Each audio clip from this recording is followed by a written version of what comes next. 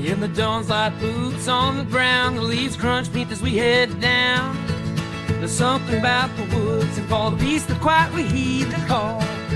Won't you join me on this trail, dear, where the deer stand tall and the air so clear? You're listening to my favorite podcast, The Big Buck Registry. Big Buck Registries. Big Buck Registries. Big Buck Registries. The Big Buck Registries Deer Hunt Podcast. Before we jump into today's show, I've got a few things I want to share with you.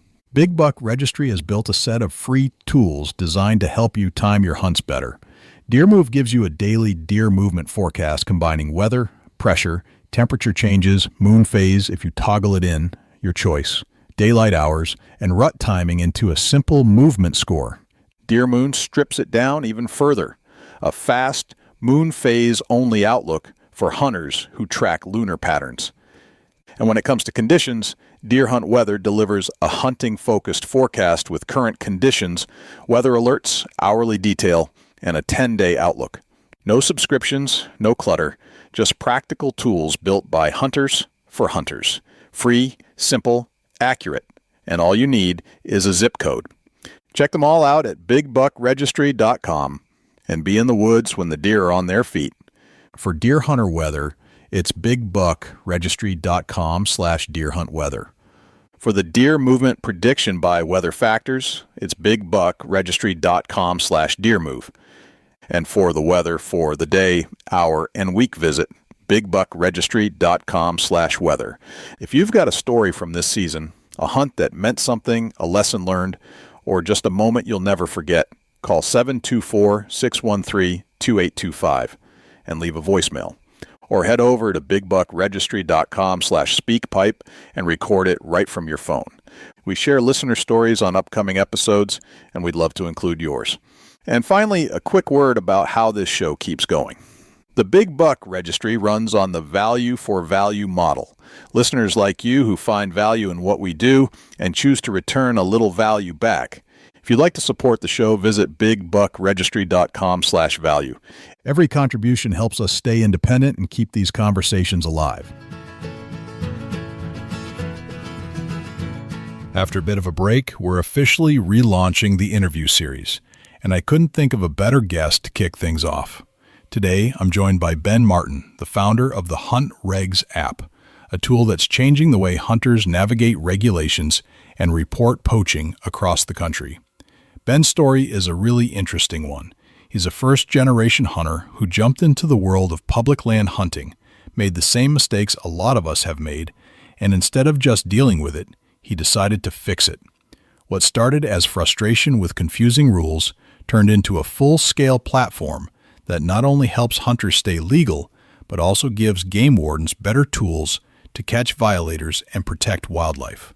We get into everything, from how the app was built with zero tech background, to the massive challenge of organizing hunting laws across states, to how his poaching reporting system is already making a real impact in the field. If you've ever been unsure about regulations, hunted out of state, or just wanted to understand how all of this works behind the scenes, this is a conversation you're going to enjoy. So let's get right into it. My conversation with Ben Martin from Hunt Regs. Ben Martin, welcome to the Big Buck Registry's Deer Hunt Podcast. How are you, my friend? Yes, sir. Thanks for having me, man. Living the dream. No complaints here. That's awesome. Well, it's been a while trying to put this together, and I apologize. No worries, man. Got a new job, and it's taken up quite a bit of time, and this is the relaunch of the interview series on Big Buck. So you're the first one that has been on the show in over 2 years. That's sweet. Excited to be the part of the revamp. So your claim to fame is Hunt Regs. Built an app. Sir. And yeah. I know some of the backstory, but give me some of the backstory about how you got into building an app in the first place. Okay. Well, I guess I'll probably start off before that because it came into play after I started hunting. So I'm a later onset hunter, a first generation hunter. Didn't really have access to any hunting when I was growing up. I got into fishing really heavily when I was just probably 5 or 6 years old. We lived on a lake in southern Michigan, and got into that right away. And my parents they were very much push us outside. Not playing video games or anything growing up, not even doing travel sports or things like that. So they were all about us being outside. But heavy into fishing. Moved down to South Florida when I was in middle school. Got obviously a whole different world than catching 14-inch bass on the lakes and ponds. Got access to the offshore game a little bit, and I started working on fishing boats. So I was a mate on a tarpon fishing boat for a few summers in high school and college. Got into the marlin thing a little bit. I've been running boats offshore for a long time now. But again, didn't really have access. We didn't have access to any private land. Didn't own any land. Didn't really know anybody that hunted. So I didn't think that was something that was really in our wheelhouse. Like we'd shoot groundhogs and stuff. As if you've ever been, I mean, I don't know if it's the same thing for you guys in the Midwest. Groundhogs are enemy number one, destroying the foundation of your house and sheds and everything. So Definitely, my dad, that's definitely not the same thing. Not for you guys. No, I mean we have groundhogs, but they don't do a lot of overall destruction to property, other than maybe the occasional farmer. But I'm sorry, go ahead. I mean, it up there is the kind of thing like people will pull over and shoot them with their handgun out the truck window on a farmer's road just because everybody hates them so much. Wow. So like my dad grew up kind of just rednecking around shooting groundhogs and things like that. My brother and I we ran a trapping business I think I started out when I was 12. We did some lawn care, kind of developed actually like a lawn empire around where we lived. Yep. Being little kids, everyone wanted to give us work. So I made a bunch of money doing that, and then did some trapping and relocating, stuff like that. But that was kind of as far as we got into it, other than shooting groundhogs and stuff with the BB guns. But when I went to college, my roommate was a big hunter, and he introduced me to this whole concept of public land. And I remember this was in Texas, the first time getting out of his truck to go chase hogs and jumping a barbed wire fence and thinking that there was no way that this was legal, that we were going to get shot or arrested at any minute. But after a few hours of that, I was like, this is the coolest thing in the world, that for $25, I have access to millions of acres to go hunt. So after that, it kind of blew the doors off. I'm a diehard researcher. Just when I get into something, I go full in, if that makes sense. So started researching like crazy, was hunting in Texas, was hunting back in Florida where I grew up. My brother went to school in Indiana, so we were traveling around hunting all over the place. And being a diehard researcher, I was spending a lot of time to try to make sure that we were legal, but I didn't have any mentors, really anybody to show us the ropes. And despite doing all that research, we were still finding ourselves making mistakes.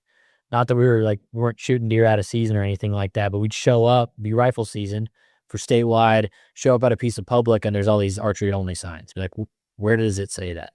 Couldn't find that information anywhere.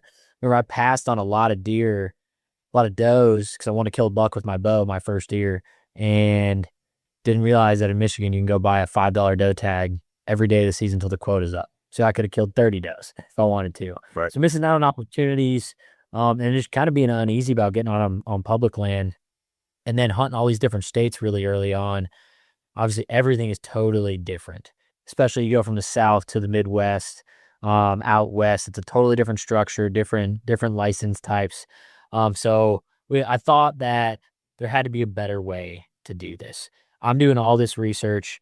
I'm dialed in tech wise. I'd say I'm a smart guy, and I was making mistakes. I figured the average guy probably wasn't going to that length to figure out the rules, and either they were just breaking them, or it was people didn't want to go out, especially hunt public land, because they didn't want to risk getting in trouble. So we figured that probably the government wasn't doing the best job of displaying these, and that there had to be a way that we could compile these regulations to be specific to where am I standing right now, or this is where my tree stand is, and I'm going to hunt deer. What are the few things I need to be legal?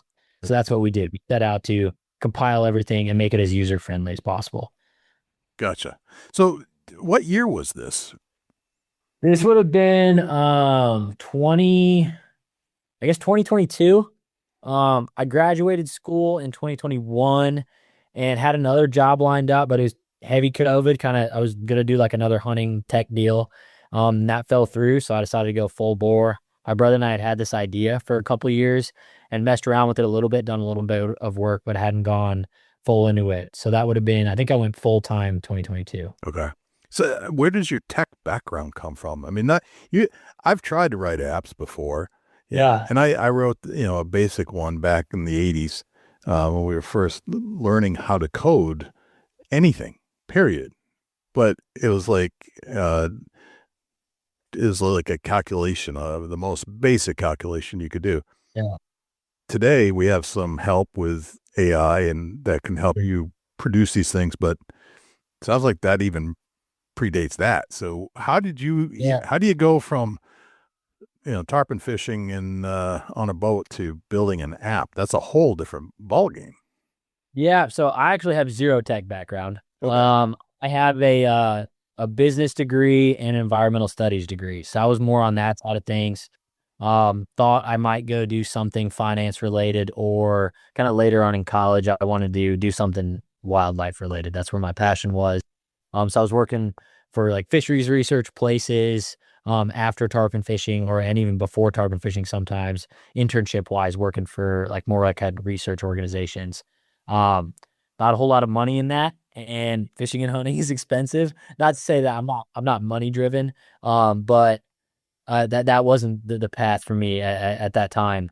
So I honestly just kind of dove head first, and I hired contractors for my development. Okay.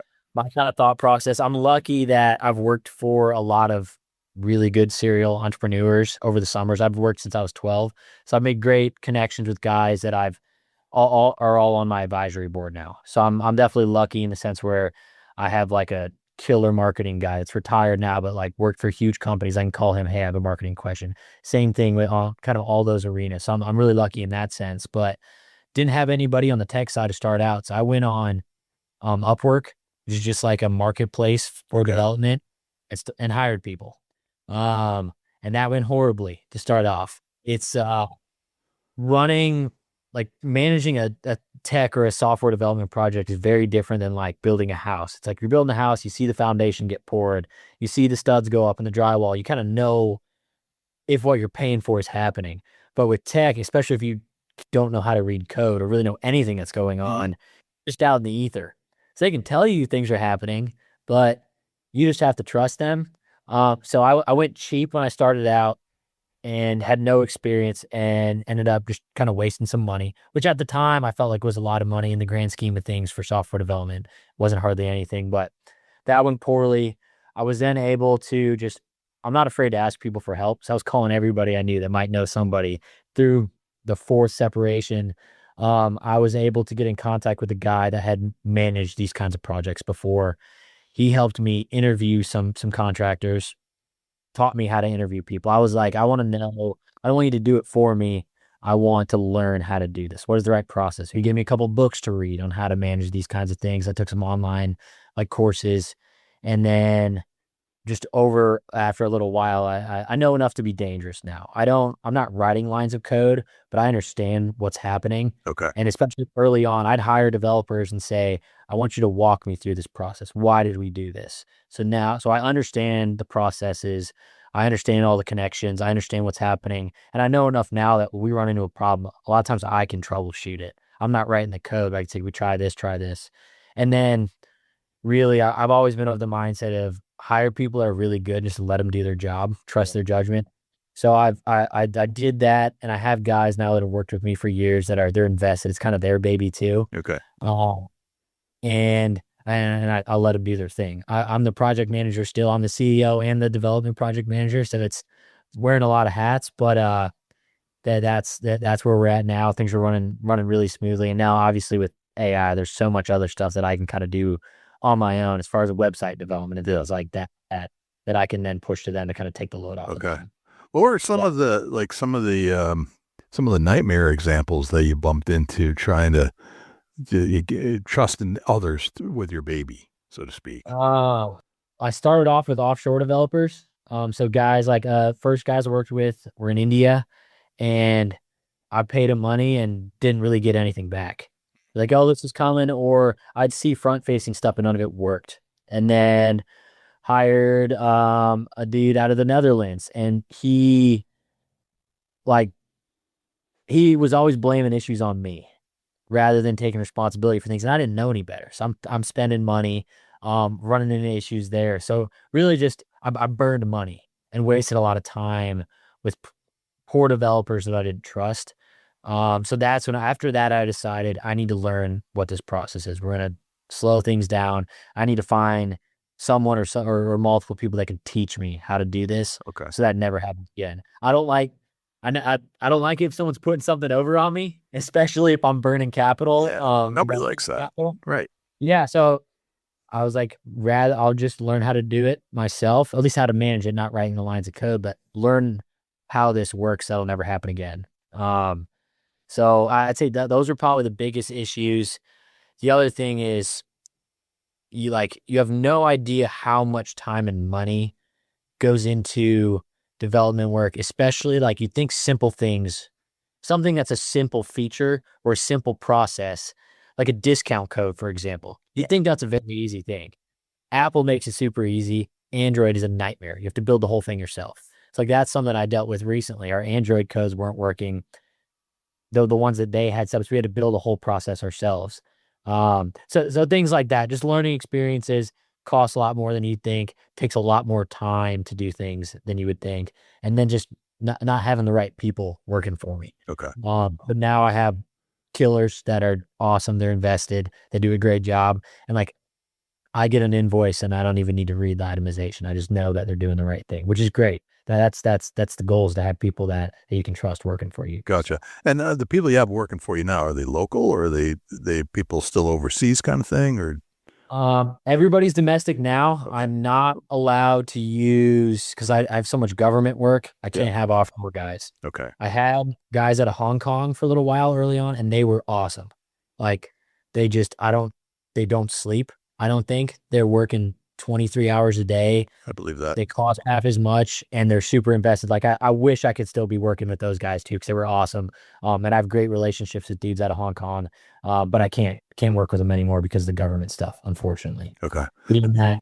How did that go down? Like when you're negotiating, we'll get into a lot of the other details about how you've built your reputation and your app with different government agencies, but how do they dictate that to you when they say, "Hey, man, we want on board"?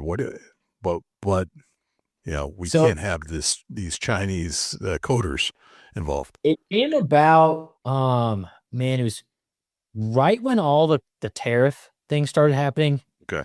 Probably like 2 years ago. Every year, the U.S. government puts out like a kind of a problem countries that we're not super happy about, especially on the tech side of things. Search a registry. It's things like countries like Russia and China were the big ones that year. We're worried, as like all the TikTok stuff was going on, we're worried that they're spying and things like that.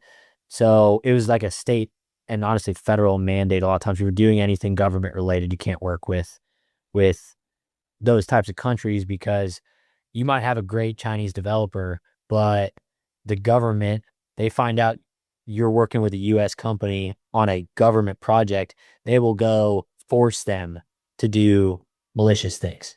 It's not even like... I see. So it maybe the nefarious stuff may not come from that person individually. They don't have a choice. Yeah. So that was more just, we started doing all the poaching reporting side of things, and all that stuff had come out. And right when I started working with the government agencies, they were like, "Hey," that was just a part of the contract. They were asking me, "Hey, are you working with offshore developers? We can't do that." Yeah. So I just switched. I had a feeling that was coming as well with all those things coming on. So I switched over, went to domestic guys, which such group of guys I worked with were awesome. And it's twice as expensive, but I figured that would be the case anyway. Now we were starting to get big on the whole government side of things. So take me through the process of conceptualize it to actually getting something that's functioning on our phones. I mean, you've got a iPhone, they've got a million different phones.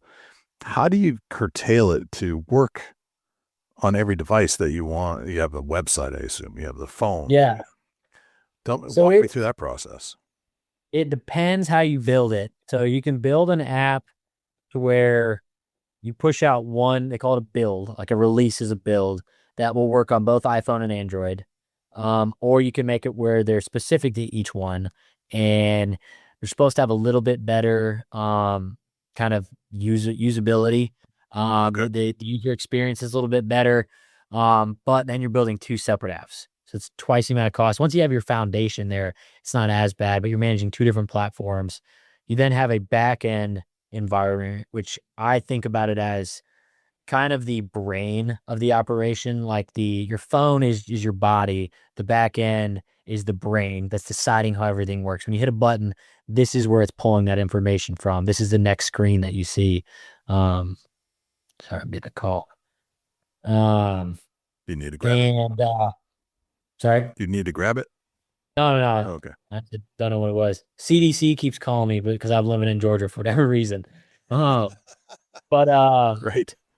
they yeah, and then you have a database. So again, that backend is the brain connecting a database to the phone. So when someone searches a regulation, it has to what species and animal type did they search for what state, and has to go to the database, pull that information, then send it back to the phone.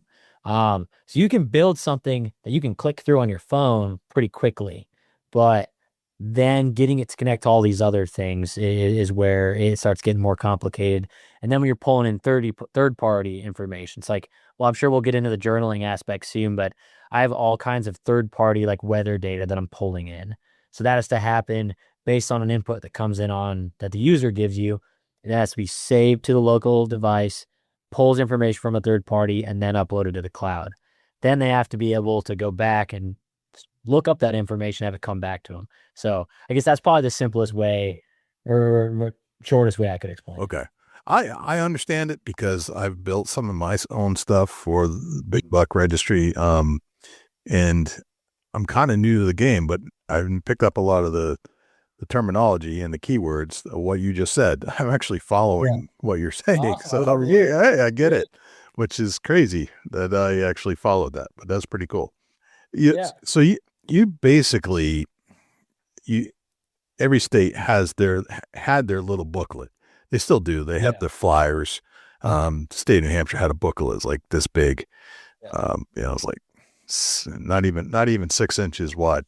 And you were supposed to be able to understand every single regulation that you had to deal with as a hunter, and make sure that you weren't violating some regulation stepping into, and that was just the state that I knew, and that you kind of understood all the rules and regs for that state. But walking into a state that's outside of your norm, the outside of your world, outside of the places that you've just kind of take for granted, hunting in a different state is a whole new world.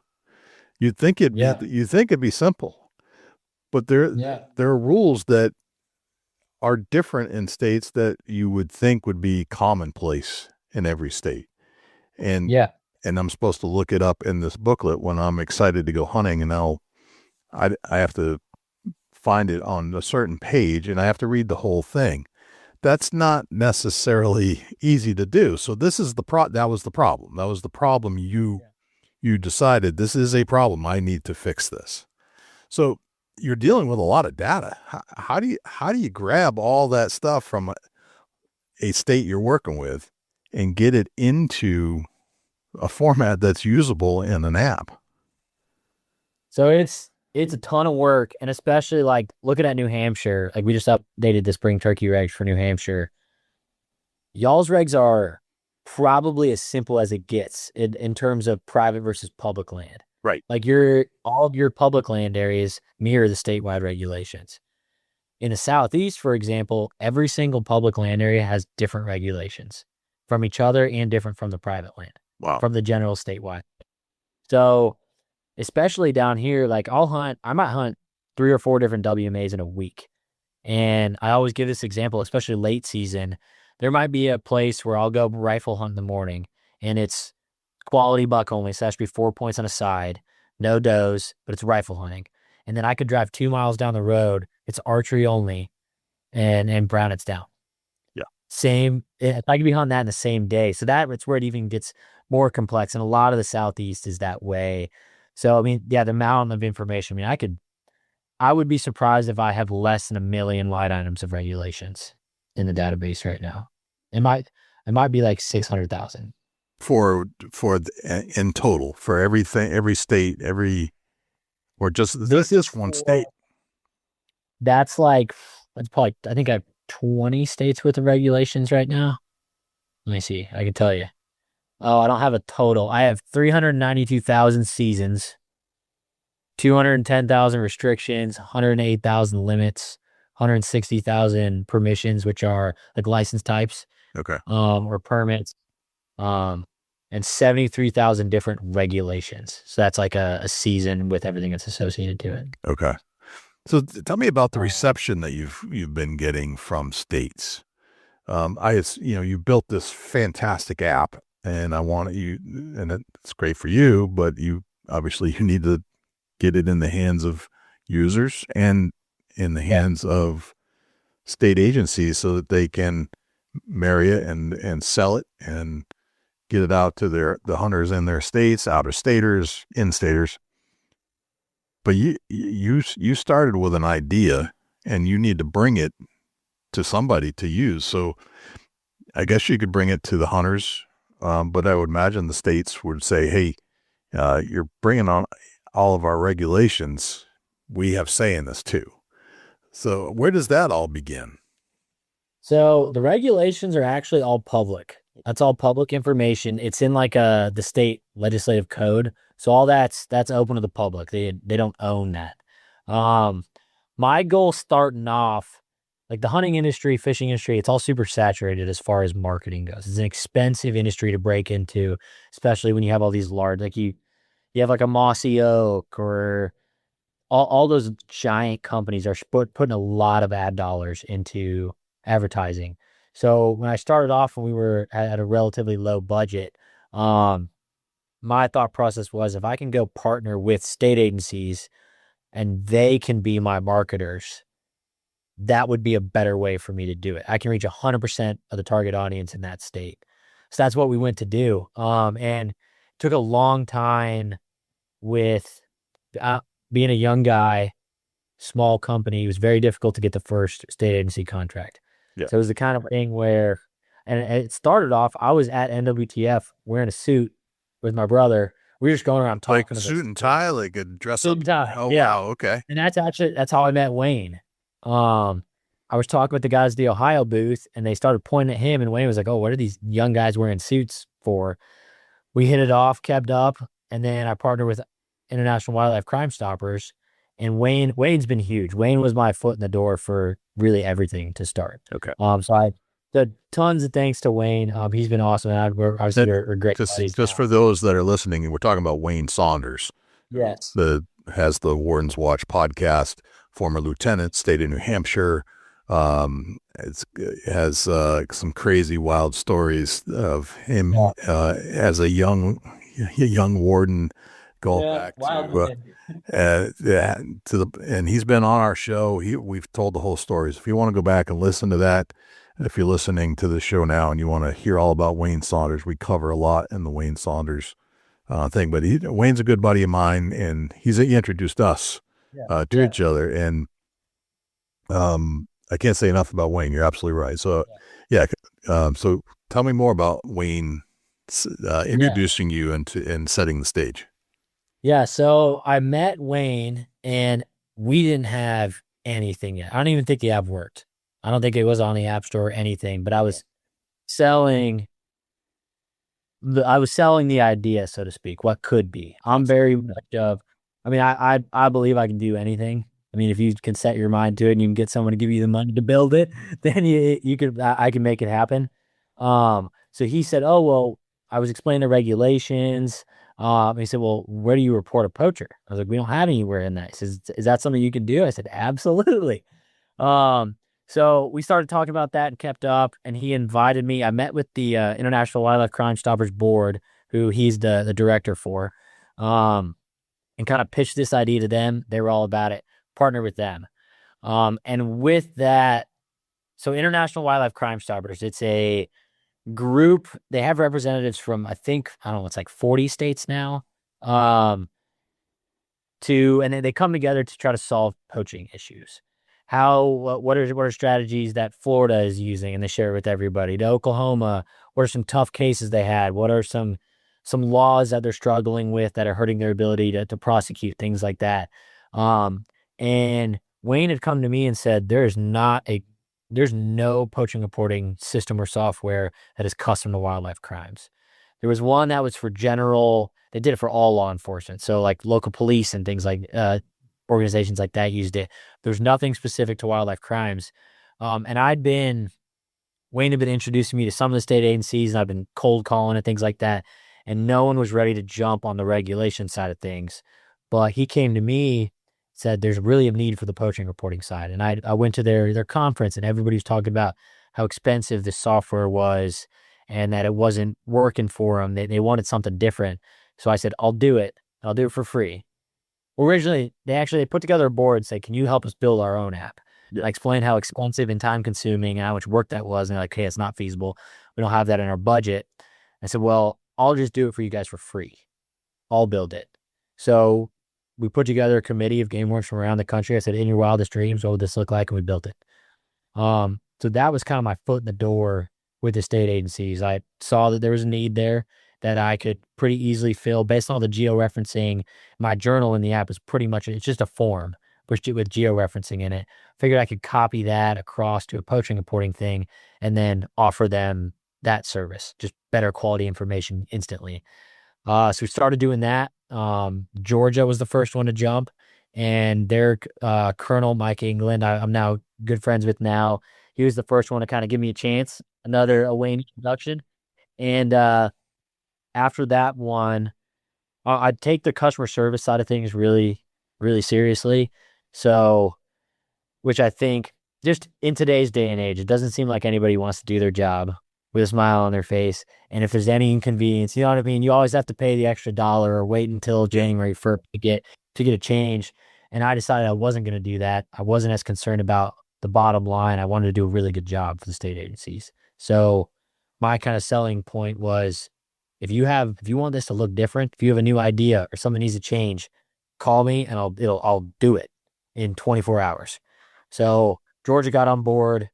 We launched, it would have been 2 deer seasons ago in October, so like a year and a half. Okay. And they had a record number of reports their opening weekend of gun season when they launched it.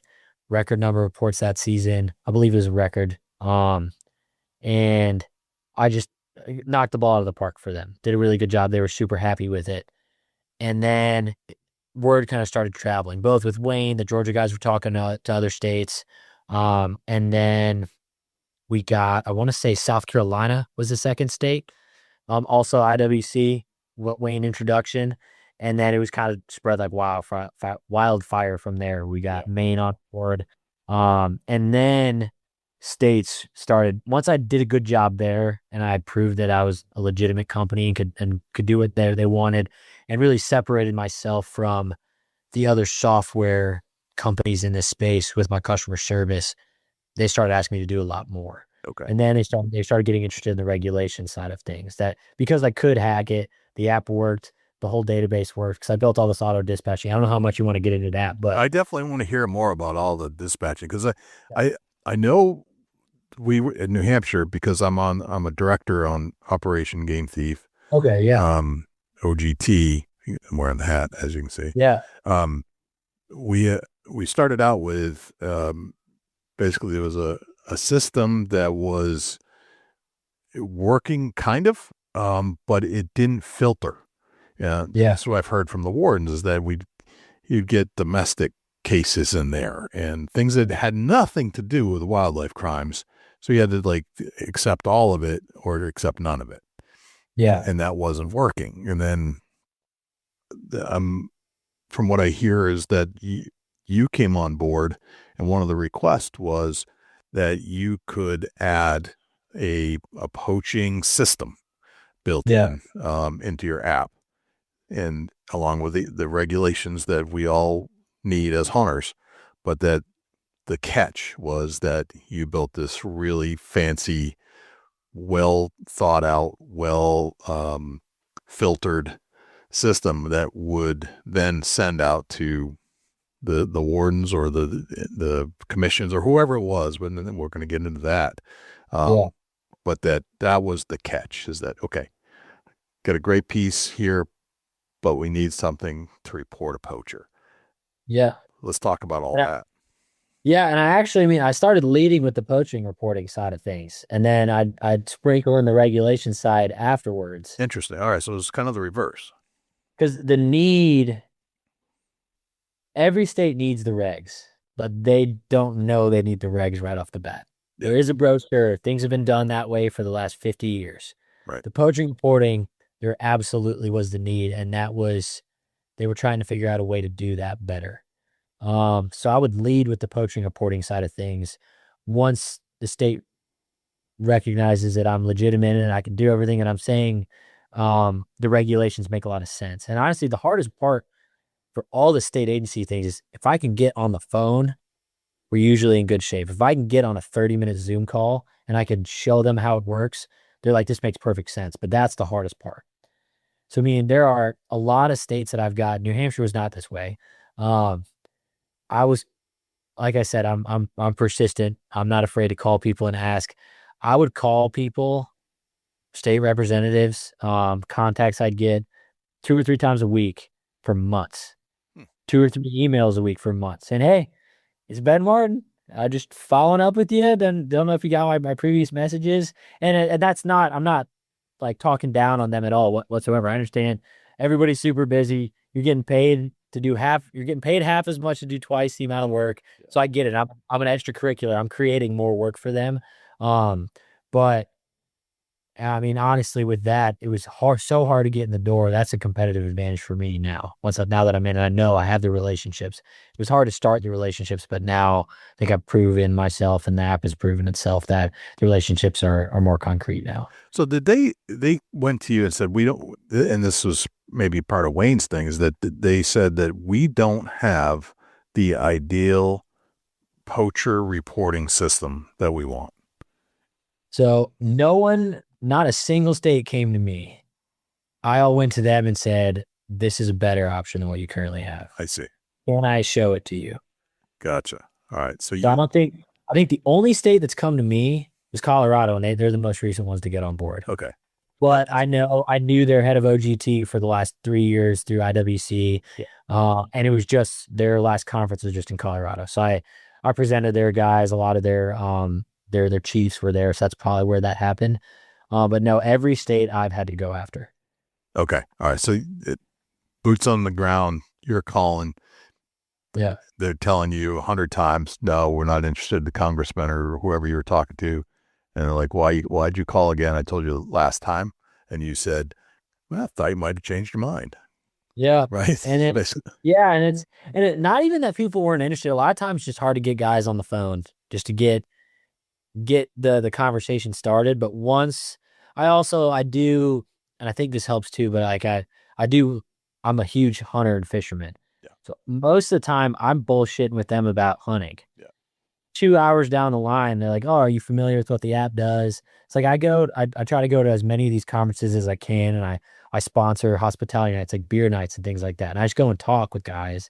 And then once we've been talking about jugging for catfish for 2 hours, then they're like, oh, are you familiar with the app? And they're like, oh yeah, man, I'm interested. Can we get on a screen share when we get back home and go through things like that? And that's where I've had a lot of success. And now states are starting to call me, but it took a long time to get there. But now, I mean, I've done such a good job for the states. The customer service is there.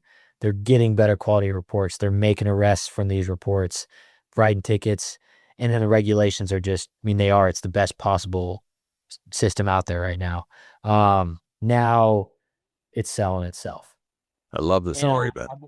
Yeah. And I'm lucky. I mean, I have a really good relationship with all my points of contacts in each state. So you came up with a business plan, basically, that you wanted to approach different institutions, government institutions, and that they would be the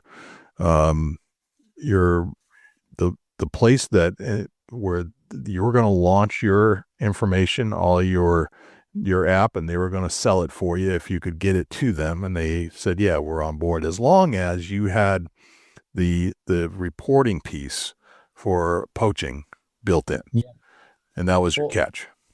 A lot of them, the first states I got on board, they only did the poaching reporting. So they were promoting our partnership and the poaching reporting, but we're not promoting the regulations. Gotcha. Georgia is still not promoting the regulations. Okay. Just poaching reporting. But my thought was, I'm going to do a very good job. The platform is solid. The product is really good. Once I get states on board for poaching reporting, they will get on for regulations. And that's happened just about everywhere else. Pretty much, except for Georgia so far. Yeah, and I think I've met with those guys for a long time. I know they've had some new people get on board, and they're looking for a whole wide range of things that I am providing states as far as data management and things go. But that's a whole nother story. I expect that will work together here soon. But just it takes a long time, as you can imagine, contracts and attorneys and all this stuff. A lot of times a state says they're ready to go, and it might take me 6 months or a year before they can actually sign a contract. Gotcha. So there's a whole legal piece to this. So you're actually contractually getting in with them. Yeah. Okay. So it's not a handshake. There's more to this. Yeah. And honestly, I'm big on contracts with everything I do. Okay. I think with a contract, no one's feelings are hurt when there's a contract in place. I'm very detailed in my contracts. This is what I do for you. This is what I need you to do for me. And then there's no he said, she said. It's when you look at the contract, this is what we agreed upon. So I'm big on all of my partnerships and things like that. And it protects everybody too, as far as liability goes, especially on my end. I'm on the poaching reporting side of things, I have to be under contract. Yeah. If I'm offering a government service. So liability wise for me, I'm big on that. Okay. Gotcha. Yeah. So how many states do you have so far? Right now I have 7 state agencies. And then I guess, so 7 state agencies. I think Maine, there's 2 different agencies with them. There's technically 8 that I'm working with. And then, I will have 3 more on board within in that final contract stages. Like I'm waiting for them to email me to sign contract pretty much. Yeah. And then several more that are like kind of in the wings, various stages of contracts, that they're on board, but we're working through legal and things like that. Sure. Yeah. I'm very fast on getting these things done, but usually there's 50 people that have to sign off on it, and that takes time. I see. Well, it's government, right? So you got government, legal. Those 2 words, government and legal. You're going to be at this for a while before you get the final approval for each one. Yeah, but it's gotten a lot easier now, especially because I understand the game. Same as the software development side of things. I know how things work now, so it's a lot. It's also, I can avoid roadblocks before we even get there, because every time there's a roadblock, that sets you back a little while, whether it's something that they can't provide, some part of their side of the agreement, or something that has to be a part of our system. So there's a lot of different things there, but I've streamlined things pretty quickly. Well, that's interesting. So now that you've done this a few times, you have roadblocks that you're now like, oh, I know what the answer to that is. Here's what we do. Can you give me an example? Depending on the state, and I don't want to get too much into exactly what they do for me. Yeah. And it's public knowledge, but I don't want everybody to know that necessarily. Okay. All right. Not that there's anything like sketchy or anything, but just that's proprietary information. I get it. Yeah, proprietary. But some states like have laws on what they can and can't do that vary. Especially like with PII these days, like the personal identifying information, like emails. States are really funny about emails of license holders and things like that. So there are things that when I first started, I wanted the state to do that will just kill the whole thing, kill the whole deal. So now, like I also have my contracts written in a way that I shouldn't get any pushback from legal. Okay. Because every time a lawyer has to look at it, that takes forever. Every iteration takes forever. So I found certain things that they will not do or will be a roadblock, and I can just avoid that altogether if it's not a big deal to me. There are things that are not a make or break for me that I just get rid of, so I don't even have to worry about it. Yeah. Did you ever think that you'd be doing this type of business? I always wanted to run my own business. All the guys that I've worked for, like growing up, I worked in factories for a lot. It was a lot of like people that like my dad, like clients of my dad or things like that ran businesses. And I worked for them growing up. Once I got out of working like lawn business and working directly on factory floors, because I worked in factories when I was like 16, 17. Okay. So I'd stay in school pretty much. That was a good learning experience. But I always I thought running my own business was the best way to kind of live how I wanted to live and then make enough money to live how I wanted to. And I think, like I said, I was making a ton of money when I was 12 running a lawn business. It was my brother and buddy down the road. Yeah. At the age of 12, I think this is like the American entrepreneurial story, right? It's like, it's cliche almost. I ran a lawn cutting business when I was 12. Yeah. And that's how I became an entrepreneur. Yeah. I mean, you'd laugh. I had business cards made. And we went door to door. So I was 12 and my brother was 10 and my other buddy, I think, was 10 or 11. We went door to door, knocked on everybody's door, and then put flyers and business cards in the in mailboxes, called it 3 Boys and a Mower. All right. And we probably made like, I don't know, $1,000 or $1,500 total the first summer. Yeah. And then at like 13, we were making well over $1,000 a piece at 13. We'd work a couple days a week mowing, and we just fished all day. But our hours were we were not working full time. And this was just over the summer. We started making several grand each. At 13.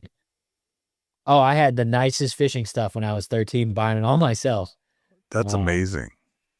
Yeah. And it was you and a few buddies. My brother and then my other buddy down the street. We all had jobs on who managed what. And like I was collections for a lot of it. I wasn't up call people like, you owe us $30. Like, what's the deal here? But we had a huge edge just being a 12-year-old knocks on your door and asks to mow your yard. Even if you have a mower, you're probably going to say yes for $20. And just because they loved it. And then we started trapping for that too. Like catching groundhogs and moving chipmunks and things like that.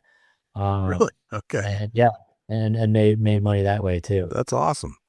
Yeah. What a great story. So, I mean, that clearly brought you around to when you needed to go to every IWC conference you can get your hands on, every outdoor sporting show. There's show season, right, which is right after deer season, where you have 3 or 4 months of nothing but outdoor shows to attend. And it sounds like that all the lessons you learned when you were 12 from running a landscaping business of sorts, it's carried over into this new adventure in today's world with everything that that we use today electronically. And now you've brought it a business plan and a model, but you're still knocking on doors. Yeah, 100%. And honestly, I think that probably like hunting and fishing and not really having mentors. I did have fishing mentors. I learned from awesome guys, like working for them. But hunting wise, like being successful in general hunting on your own is difficult, not having anybody teach you. But on public land, I don't think anything taught me more than that. Just that, success is hard earned. It took me 4 years. I didn't kill a turkey until my 4th year hunting, but I learned so much. And now, I kill a lot of turkeys, but it's because I had a lot of days of not seeing or killing anything. Same with fishing growing up. Trying to figure out a lot of those things before I started working with really good guys. So just success was never expected. Yeah. You had to There's a lot of work to get there. So I think I learned more from like public land, deer and turkey hunting than anything. There is a lesson there. There's definitely a lesson. If you can public land hunt, you'll learn so many lessons about life, not just about hunting, but about life. I swear. And hunting has all these great rewards. But the life lessons that you take into your daily routine is also there, for sure. Yeah. Understanding 100%. failure, until you learn the tricks of the trade, and then the success comes. 100%. Right. Even down to just like, if you're 10 minutes late in the morning, that could be it. That ruins your chances. Like, I mean, my thought process on hunting, fishing, and I mean, just life in general is like, I try to control the variables that I can control. So like hunting, like be proficient with your weapon, know how to call, like know how to use your calls. Like I practice like crazy. I can control what time I'm going to get there, so no one's going to beat me to the trailhead. So I try to control things. The animals are going to do what the animals are going to do. And there's nothing fair about it. There's a fair amount of luck involved. But if you can stash as many things in your favor, your odds of success when you do get the opportunity, you might get one a year. I hunt a ton. You don't get a ton of opportunities at a big buck, especially on public. Might be one a year. Might be 5. But even then, if you aren't ready, or you're late, or you don't go, or you can't shoot your bow, things like that, suddenly you're going to have 0 opportunities. Yeah. Let's get into some more about the app itself. I've used it, played with it. But I want to talk about it for somebody who's listening. So they can't see it, but they're going to hear it on the show. Let's start breaking it down. Like, where do you get it? How does it work? What are the functions? What can you expect to see on both sides? Like if you're a warden receiving a poacher tip, how does that all get transpired? Let's break that all down. Yeah. So I'd say the first piece, it's available on the App Store, Play Store, and then we do have probably half of the features available on our website too. First piece are the regulations. And with that, we've compiled everything to be specific to a location and a target animals. Sorry.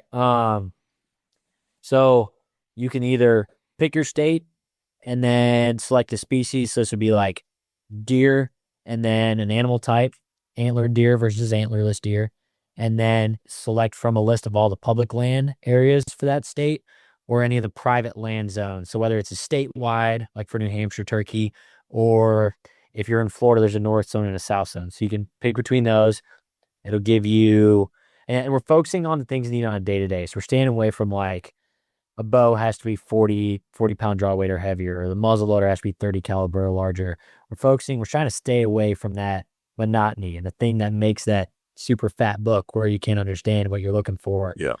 Focus on the season type. So archery, muzzleloader, firearms, spring turkey, the season dates associated with those, and then any of the restrictions with that place. If there's antler restrictions, gobblers only, weapons restrictions, anything like that. All of the required licenses and permits, again, for that place, it's all specific to that place and that animal. Any of the bag limits for that place statewide. I try to go into as much detail as possible on those specific things.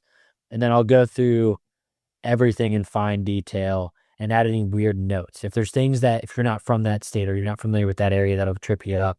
Like I always give the example, in northern Indiana and southern Michigan, a lot of the public land areas, if you're goose hunting, you can't carry more than 20 shells. It keeps people from sky busting. That's the thing. It's like nowhere else in the country does that. Florida, a lot of the public land you can only access from, you can only park like in a parking lot. Can't park on the side of the road and walk it. Only designated areas. Or you can't hunt on a levee, things like that. So there's weird stuff all around that I'll add in. And then I'll have a link to that state-specific document, whether it's direct to that public land area, to something on their website. Try to be as specific as possible to give you good quality information there if you want to have another reference. Next way to find the regs is you can drop a pin or use your current location or like search an address and then select that target animal. It gives you the same few lines of information you need. So if you're scouting and you want to check this this wildlife management area, or you can go drop a pin on your tree stand. You can also save those coordinates. If you have your private property or you have a spot that you've hunted for years, you can save that information. So then you're just checking antlered deer. What are the regs for this area right now? So that's the first piece, the regulation search. That's on mobile, and that's also available on the website. All that's free to use. Okay. Free for use. All right. So it's not a paid subscription. You just have access to it, like you'd have access to all the books themselves. Yeah. And on the mobile apps, you do have to create an account, but it's just username and password. Sure. Website, you don't need an account at this point. Second piece is our journal, and that is a paid upgrade. That's $30 a year. And that is designed to help you manage your hunting data. It's the same way that we're taking this giant amount of regulations information, funneling it down to, can I hunt this animal right here today? Simplifying that process. The journal is doing the same thing. So I'm sure, a lot of old timers, like a lot of guys, to keep a paper journal. This is what I saw on this day, and you can flip back through, but you can't really do anything. You can't manipulate that information. You can say, oh, I shot a buck on November 2nd, 4 years ago at this spot, but you're missing a lot of the information, especially the historical weather data. And I also, starting out, I used a lot of like the predictive modeling apps, whether it was like, today's going to be a great day rating or a good day rating. And I'd go and I wouldn't see anything.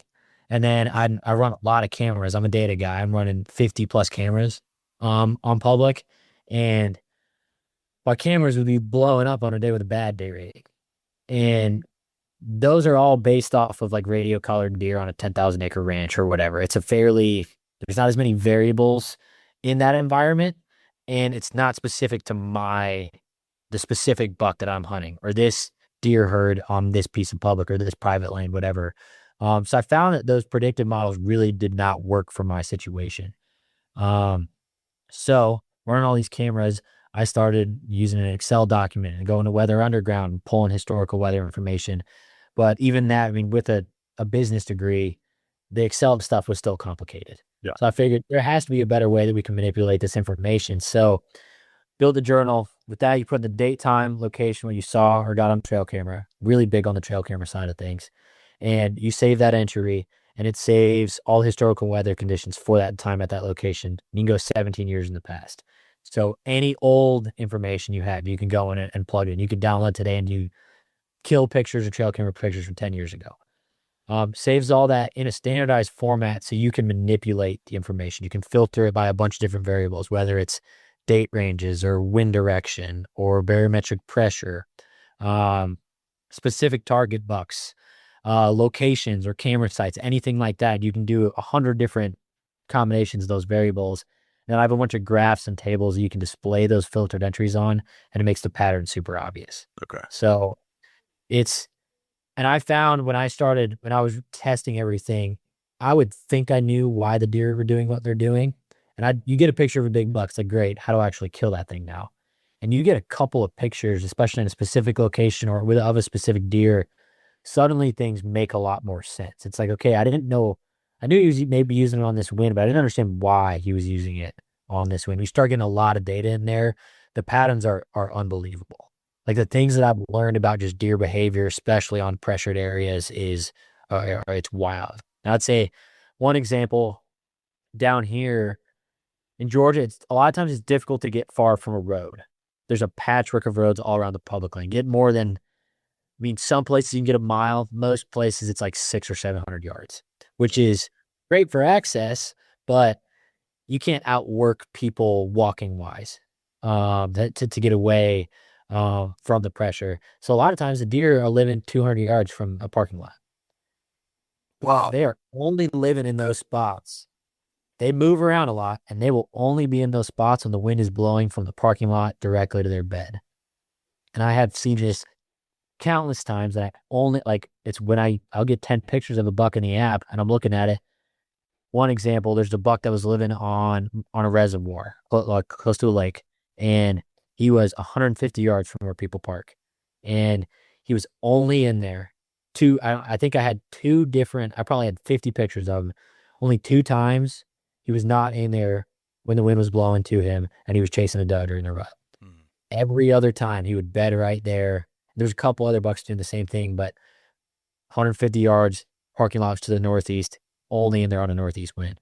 Yeah. Then I started learning, move around a little bit, get 600 yards away. There's another cove, and he's living in there on a southeast wind. And they're totally using things that way. I find it all the time. Even not even on lakes, just there was a big buck I was on this year that was literally like I could have shot him like as the crow flies, a bow shot from the parking lot. Yeah. And I'd take a mile to loop all the way around him, but that's the only time he was in there. It's interesting that you say that because looking at prediction models, when deer are going to move, things like that. The jury's built a great one, and I've actually gone and built my own for big buck.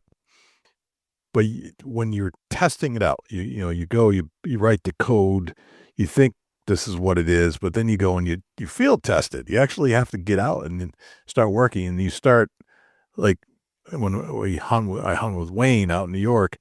It's great to use the predictability app and then see what actually happens. And now you start to see patterns like you're discussing. Now I've heard that you're a journaler. That Wayne's like, he journals. And then he's like, we need to start journaling. And I agree with that. But just like for a week's worth of time, you can now predict when the deer are going to come into that corner of that field.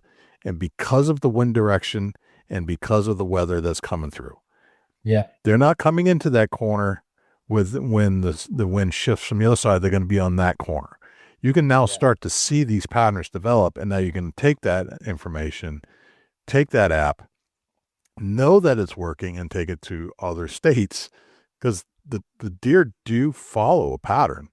Yeah. You have to know what pattern they're going to follow, and now you can take it from state to state to state. 100%.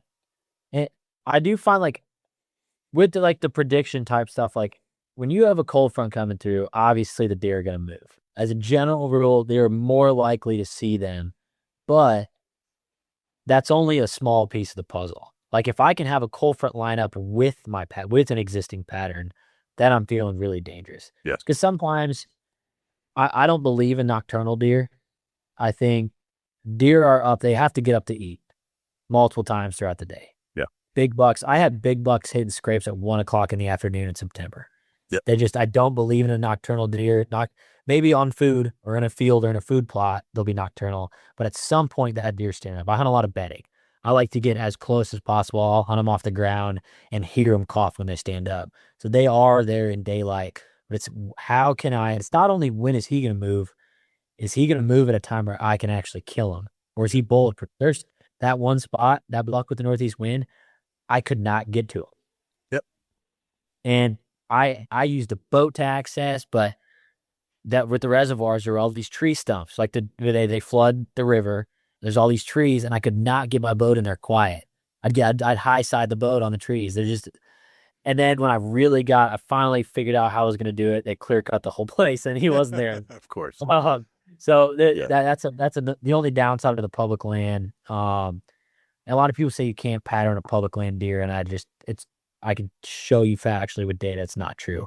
It's different. It's difficult because there's more variables. It's way different than a private land deer where you can control the pressure. They're super patternable, but they still have found a way to survive, and they stick to that. Yeah. And what I see more than anything are the date ranges. Certain places will just light up for 4 days. It's dead, and then there will be 3 or 4 mature bucks or one big buck in there for 3 days straight, and then he'll leave. And maybe 3 weeks later, I think it's an estrus thing. That's when that doe group's coming in. Okay. But I find it like the same places every year, and all the big bucks will be in there for 3 days, and they're gone. Yeah. So if you're finding the sign, a lot of times it's too late. So, and I think, there's a million different reasons as to maybe why they're doing that. I've got my theories, but the fact of the matter is they're there during those time periods. Well, doesn't necessarily matter. How long have you been journaling? It sounds like it's a great technique. I think we all journal in some capacity, like just in our heads. But you're finding that writing it down and then being able to use a spreadsheet. You can now start to identify even better patterns than just anecdotal. It all does it within the app for you. Okay. So that's what I built. I built the journal for me. I was see. doing it on a spreadsheet. Okay. But the journal, like you put in the day, time, the location, and then I'll like whether it's a named buck or just a young buck or a doe or whatever, and it saves all that information with all the historical weather conditions. And I say historical, the weather for that time at that location. We have a really high quality weather API that pulls very exact weather. It's not like a lot of the historical weather services. When you get 6 months behind, that weather might be from 2 hours away. And if you're in any type of hill country scenario, it's out the window at that point. Okay. So we have really high quality weather saved there, but then it does all this for you. So like that's what I'm saying. The paper journals, they're not useless, but you can't do much with that. And the Excel, you can create pivot tables and things like that, but you're still limited on the weather information you can get. And there's a lot more work involved there when my app just does it for you. Okay. So it takes 3 seconds to make a journal entry, and then it's dated. Instead of writing it down on a piece of paper and then trying to figure it out, you're pulling in data points from back historical weather patterns, and then you can start to match that up. Some of the, I've seen some of the cell cam companies are doing some of that stuff. I don't know if it's completely accurate because I've messed around with it a little bit, but it sounds like you're getting even more because it's not just when you see the buck, it's your own interaction. And then it's looking at a weather pattern of when they're in a certain area because it's specific to you knowing that a deer is there as opposed to maybe, a camera didn't capture it. Yeah, exactly. And I've put in a more recent feature, probably in the last like 3 or 4 months. I put in weather trends too, because a lot of times it's not that it was cold today. It got cold this morning. Yeah. So I put in, you can now see the previous 48 hours of weather and then the 48 hours of weather after, like in 4-hour time increments, and I have an hourly for the 24 hours. So then you can see like, was it the pressure rising? Did the temp drop and that's what got them up? A lot of times what I see with the hill country where you got elevation, like wind switches, they'll move their beds. If that cold front comes, was it the cold front that got them up, or did the wind hit that 180-degree switch that often happens, or the 90-degree switch that often happens with the front, and he no longer felt safe on that point. He had to move to another one, so he had the wind at his back and the side advantage. So really, it's just my thought process is every time a deer does something, or a turkey or a duck. I mean, I used it for waterfowl too, with migration patterns and things like that. But they're not. I don't think deer think. I think they're instinctual. They're instinctual, and it's all math. Based on my environmental studies background, I believe it's math, and they're not like, okay, I'm gonna go get a drink and then go hit the food plot because I'm hungry for clover today. I think there's math going on behind the scenes that's pushing them to do these things. Gotcha. And I think if you can get enough data points, you can figure out what that math is, what that equation is, and then kill it. Obviously, it's a wild animal. There are other factors that go into place. The neighbor could be mowing his yard and change things up. But I do think I have a ton of data points in there, and the stuff does work. So you're, just so I can visualize this, because I haven't tapped into your journal yet, but I've heard good things about it. You're putting in your personal experiences into the data points in your app, and then you're able to sort it out after. Are you doing it like on a daily basis? How does that all work? What's the interface like? So I do it on sightings as well as the trail camera pictures. Okay. I'm a huge trail camera guy. So I will put in, and it really depends. And I am going to, I'll have some new stuff coming out to where you can pull the data off of your trail cameras. At least date and time most of the time. Usually you're on a card camera. How often is the date wrong? And how often is the times wrong? That's true. That's true. Yeah, I'm going to put in some stuff to pull that information a little bit quicker, but even now it's super fast. A lot of times my cell cameras, Depends what strategy I'm going for. If we really want to go down the rabbit hole here. We have to go down a rabbit hole. That's what a podcast is all about. Yeah. Let's roll. Let's go all the way down. So I'd say I have probably 3 different like deer hunting strategies if we're focusing on deer. The first is I scout a ton and I will shotgun blast an area with cameras and wait until I get one deer or a big deer. Or some cameras I'll just leave out for a year. I'm not even go get them. And then I'll go pick them up. And that's a problem from next year.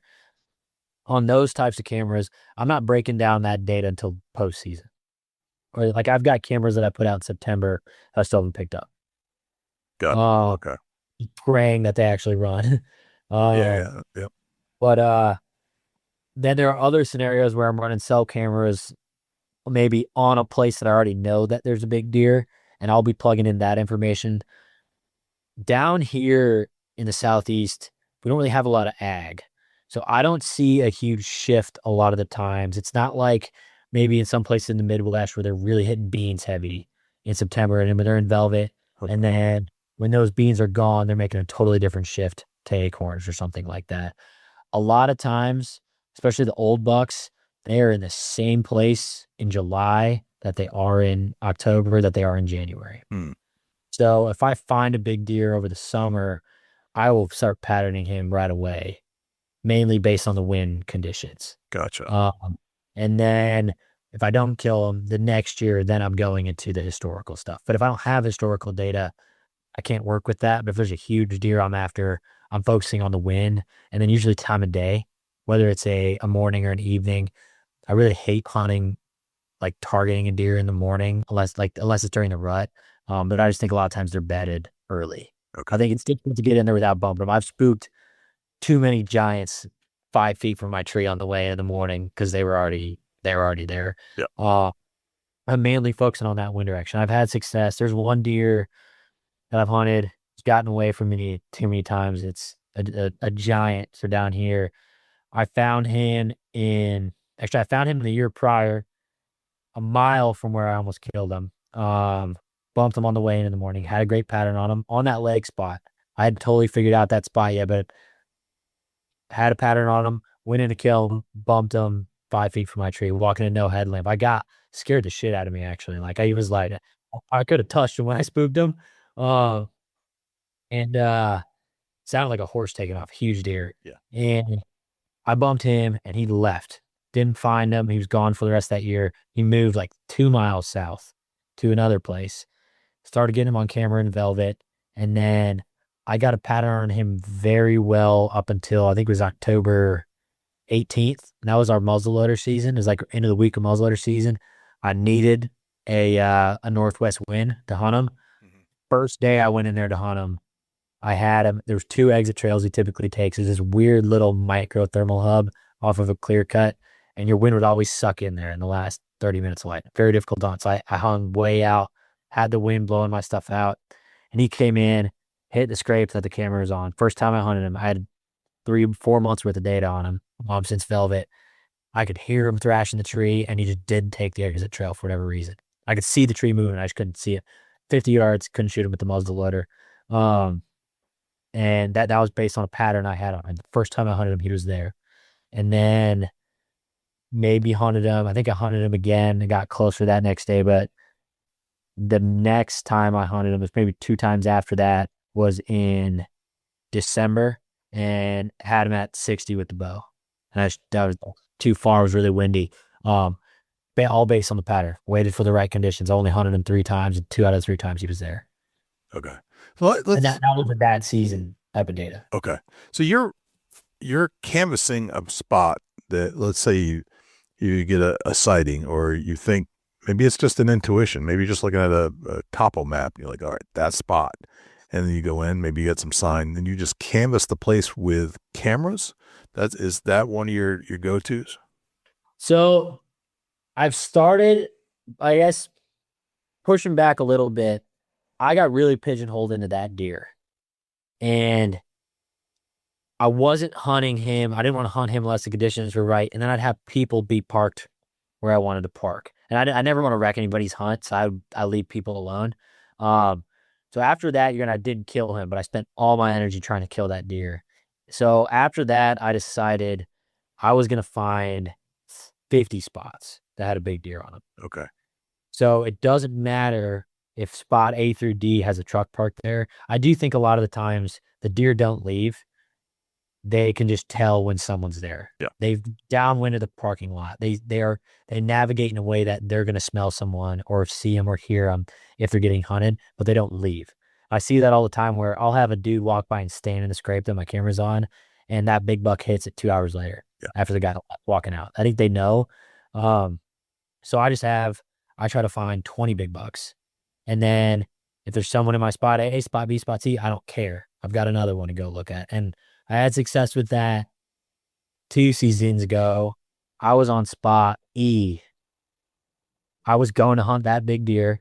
People were there. All my spots had people in there, went in. And this was more of my kind of wildcatting. I just turkey hunted the place for no cameras, went in and killed it off the ground. Okay. Like I love still hunting a lot too. So I'm all about the data. If the data's annoying me or there's people parked in my spots, I love just going out and creeping with a rifle. Okay. Still hunting, especially during the rut. I call a lot. I've gotten really into calling deer. So that's kind of my other approach. If I just want to go be a woodsman, I'll just get out and walk and creep. It's really hard with the bow, but I can get away with a lot more with the rifle, obviously. And I'll just still hunt. I call a ton. If I spook a deer, I've had a lot of luck. If I bump a deer, as long as the wind's good, I'll just get down on the ground and act like I'm a big buck making a scrape, like I'm thrashing trees and grunting and stomping on the ground, and they'll come right back. Really? Okay. Yeah. Does too. Does will come back. I think they're so curious if they don't smell you, even if they see you, but if they don't smell you, I think curiosity kills them. Yeah. That doesn't work every time, but I've had a lot of success with that. No, I think you're right. I think they're curious if you can trigger the instinct that they're used to when humans aren't around. If that was a buck, they're definitely coming in to take a look. Yeah. So especially during the rut or after the rut, like post rut, like late season, just the chance that there might be a hot doe, I think they lose it. They have to come. 100%. They are so locked in. They're willing to die because of that drive. Yeah. But you're right. It is a smell thing, a scent thing. If they need to, and sometimes even that overwhelms them. Just the concept of being able to breed will trump even them knowing that they're in danger. If they know they're in danger, if there's a doe nearby, they don't care. 100%. And I think you have such an advantage being on the ground too. I started hunting off the ground a lot more lately. Yeah. Just because it's so much more real. It is. If you can be stomping and raking stuff and kicking leaves around, I think, and they can't see. I think when you rattle in a buck, they come to the base of your tree. I almost think that if they're close, they can tell that you're in a tree, that you're up there, not on the ground. And same as turkey hunting, you use the roll of the hill a little bit, so they have to get close, or anything like that. But now that I know we're way off the path that you're asking the question. Yeah, we are, but that's okay. That's the beauty of the show. But you're right. It's there is something about height. Like I think they can tell when you're up or down. Yeah. And up is unreal to them. So if you're trying to recreate that, other than, maybe they'll come looking, but now if you start making sounds within a visual, you're kind of toast. So let's talk a little bit about, we're going to tell more deer stories for sure. Because I want to go back to some of the journaling, and some of the things, the discoveries, some of the things you've realized. But as far as like the reporting a poacher, how does all that work? So very similar to a journal entry. There's a date, time, and location, and you can search an address, put in a lat long if you're using like a mapping app or software. Drop a pin on a map, and then I have a bunch of questions that are all customized, like they're tailored to that state agency. We have some crime categories and crime types to start funneling the the reporter in the right direction we want, whether it's hunting or fishing or trapping, trespassing, things like that. And then some crime types that fall within those. And then we have a lot of prompts. When it comes to software stuff, you want to treat the user like they're a 5-year-old. So we provide a lot of information to the person reporting so we can get better quality information back. Rather than what a lot of the state agencies used before was like an open-ended text box. Hey, describe the crime. But the average citizen and the public does not know what a game warden needs to know. Right. So obviously location is paramount. The date and time is paramount. And then what are we actually looking for? So like suspects, like height, weight, ethnicity, hair color, things like that. Were they driving a vehicle? What was the make and model? It's not just a truck. Was it a red F-150? Did it have a brush guard? Were there stickers in the back glass? Every hunter's got some kind of sticker in their back glass of their truck or car. That's a good point. Yeah. And that's super identifiable. Red F-150 with a Hunt Regs sticker in the back, you got the guy pretty much. Might as well have the license plate. Right. License plate number and state, and then overall description of what happened. And I've also got some stuff baked in, like, is the crime in progress? Is it happening right now? Okay. And that will show up differently to a game warden. So they know someone's spotlighting his field right now. I need to haul over there. Or was someone trespassing that I just pulled my camera from a month ago? Yeah. So as far as urgency, the whole goal of this is to make it very easy for the public to give high quality information and to make it really easy for the game wardens to get that information quickly. In addition to, when we first started off with Georgia, we were working with a local Georgia magazine, Georgia Outdoor News, did a post, and they're like, oh, this looks great, but there's not enough game wardens to actually do anything. Where I've called 5 times and they've never called me back. And so part of this in working with state agencies, I wanted to improve optics of the game wardens in general. I mean, they're there to protect the animals. There are enough game wardens. It's not their job to call you back. They just take the report and go follow up on it. But if people don't believe that reporting does anything, that's horrible, because most of the cases are made off of reports. The good cases are people talking about the neighbor, the ex-girlfriend a lot of the time, the disgruntled ex-wife, those kinds of things, or where a lot of the good cases are made. So with that, I put in a button that's, would you like a follow-up from a game warden? So if they check that, the game wardens know that the reporter wants to hear what happened. So then they call them or email them. And I have created the reporting system to be completely anonymous if the reporter wants it to be. I've done that to where there's no user information tied to a poaching report unless they opt in to put in their phone number and email or name. But say I were to get a subpoena 6 months after down the line, hey, who reported this? I can't. Literally only the information that they give is given. I don't save any of that stuff on purpose. Because if I'm saying it's anonymous, I don't want to trust the government necessarily to actually keep it anonymous. Right. And like it protects the integrity of the system. It protects the people reporting. So a lot of times it's sensitive. A lot of times poachers are not great guys. You get people that are also bad people poaching. And you want people to feel safe to give that information. And then also a lot of the times, if I want the game warden agency to not be in a bad spot too, if legal comes down the line and says, hey, we need an IP address or something like that. Right. I don't even give them the option. And I don't have to deal with it. They don't have to worry about it. It's not an option. So that's another cool aspect of it. The everything's anonymous. Yeah. You keep it that way deliberately so as not to break the trust of the person that's reporting. Yeah. And then if they do choose, we have an option to leave the phone number, email address, and their name. Then it's confidential with the state. There's a lot of rules, differ state to state, but a lot of times there's like a Crime Stoppers law that protects the person if they leave their information with a report. So it's, if you do give that information, it's confidential. Yeah. But you don't want to give any information, you don't have to. You would say a lot of the times we get information because it is very helpful to the game wardens to follow up if they need more. But again, not required. And then with the location that's provided with those coordinates, I have it built out to where it auto dispatches to the relevant game warden. So Georgia, for example, is usually 2 or 3 game wardens for each county. Immediately sends them an email when that's been reported saying, hey, you have a new poaching report. Get on the system to check. So it takes a lot of weight off the dispatchers, and it's instant. There's no, I got to call this guy. He's not working. You got to call this guy. It's all automatic.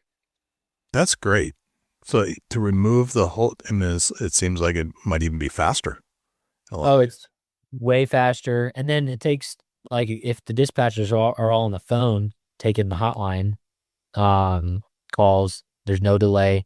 It's very quick. And then they're not relaying information over the phone. We can pull up the exact report.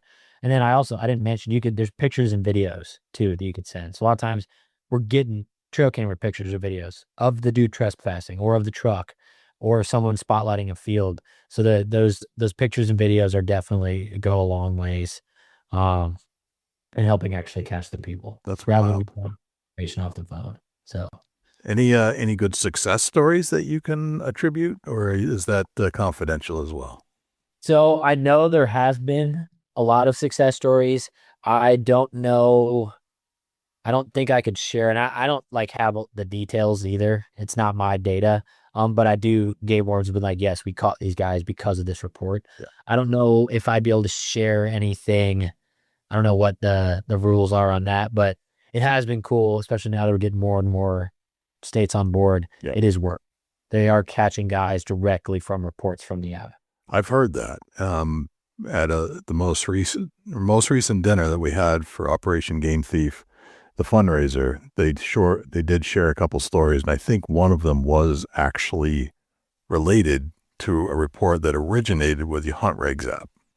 You guys haven't even been on board that long. I think it's been like a month. See, that's cool. Yeah, and that was just one story, but the colonel did express that there were others and that this is working. It's not just an idea. It's working. So that's very cool. I love that too. And obviously, you design something to be great, but when it does work and you're getting feedback from the people that you designed it for, that it is work.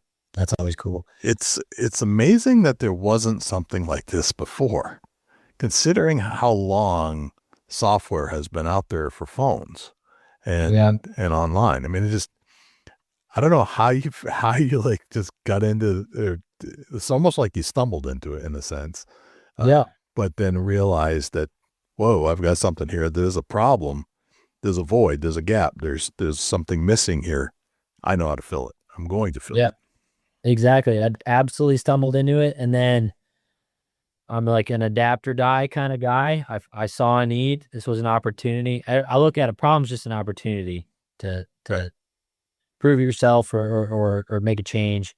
And then I think just with the customer service, I didn't design it how I wanted it to be designed. I talked with all the guys that are going to use it. Right. In a bunch of different states. And like I said, in your wildest dreams, what would this look like? And then I built that because they're the experts. Yeah. So what's your goal next? Where you want to take this business? I assume you want to get more states on board. Continue to grow. We are going to be launching fishing pretty soon, the fishing side of things. Nice. So that there's been a ton of, all the states want the fishing side. Obviously the fishing market's huge. So that'll be coming out soon. And then just continue to grow. Things are just, it's kind of like it was an uphill battle for a long time. And now things are starting to go really well, kind of on all fronts. We're starting more private partnerships. I just started a citizen science research project with Turkeys for Tomorrow, which is pretty cool. I'm huge on the conservation side of things. Yep.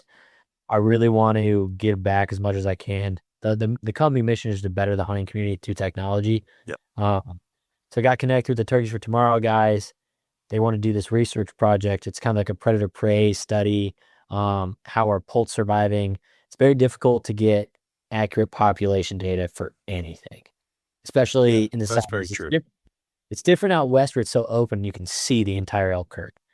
But here, a lot of how deer numbers are collected, they drive a mile of a road at night and spotlight deer and extrapolate it based on an algorithm they take these 5 acres and extrapolate it to 1,000, which is just not. There's a degree of error in that.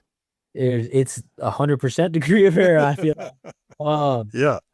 So what we're working on with Turkeys for Tomorrow, and I really want to keep taking this further now that we started with them, is it's citizen science. Anytime you see a turkey, hear a turkey, you do a report. same deal as the poaching report. And then we're gathering data from people in the field rather than 3D biologists in a truck for 2 nights. We're getting a season's worth of information from people all over the place. And then you can't get good population data on private land because they don't have access to it. And turkeys are declining like crazy, especially in the Southeast. We don't understand why, but we don't have good population numbers. People are hearing less gobbles, they're seeing less turkeys, but are there pockets that are doing poorly? Are there pockets that are doing really well? We're missing. So most of the land is private, but it's difficult to get that information. So that's where we're going with the citizen science. And I think especially turkey hunters, there's so much buy-in to the success of the turkey. Turkey hunters, I think, are a different breed of obsessed, and I consider myself one of them. That's something that we just started just a couple of weeks ago that I'm really excited about. So I want to do more and more of I've noticed I've been turkey hunting for, not as much as many people, but I've seen decline in the last 4 years. Places that I used to hunt, like in Tennessee, that were unbelievable, best turkey hunting I'd ever had, and now I can't find a turkey. Yep. In 4 years, which is that's terrifying. That they're right. My area, Georgia, I know has experienced it bad in the last 10 years too. So definitely trying to do more stuff like that. I'm interested in, and then continue to grow. I've got plenty of other stuff kind of in the works that I can't talk about, but to continue to grow and monetize things differently. So how has the reception been publicly? You must track numbers. You can see what states are more active than others. I'm kind of curious, which states are interested in reporting poaching and which ones are not, which ones are interested in looking at the regulations, which ones are not. What have you found that's interesting? So I would say we're still pretty young to have great data. Yep. A lot of it has depended on the level at which the states have promoted things. It's like Tennessee's been very successful, and they've gone above and beyond as far as promoting us for everything. So they're working on every single public access point is going to have a QR code with a Hunt Regs logo on it. It says scan for regulations and scan and report a poacher. Okay. For optics, if states push it, then they do very well. I will say everywhere has been pretty successful on the poaching reporting side. There's a little bit of buy-in. Takes people to get familiar that this is the new system. Takes a little bit for game wardens to get used to it, and the state agencies to start pushing everything. But it's been pretty great all around, I would say. Right. I do think regulations in areas that are a little more complex, I think it gets used a little bit more. But even then, things change so often. Here's my next question. Now that you've become an expert in hunting regulations in multiple states, what are some of the weird ones you've been seeing? What are states are different from place to place, obviously, but you must have really picked up on some ahas, like, oh man, that's really dumb, or that's very unique, or however you want to word it. Maybe I'm just being a little forward here, but you must have had some wow, I can't believe that's the case. I just was looking at Pennsylvania, I think yesterday, and for turkey hunting, you cannot have a natural ground blind. It has to be one that you buy. Oh, that's a good one. You can't push logs together or branches or anything. It has to completely obscure your movement from outside, probably because they don't want someone else shooting you. Okay. But that's got to be the dumbest law I've ever heard. That is pretty dumb. That's a dumb one. Yeah. It's you can't pull a branch in front of you, technically speaking, out in the woods. Right. And I don't think that's a safety thing. That's a whole nother deal. Is how people are shooting each other turkey hunting and thinking that you are not only a turkey, but a legal gobbler. Right.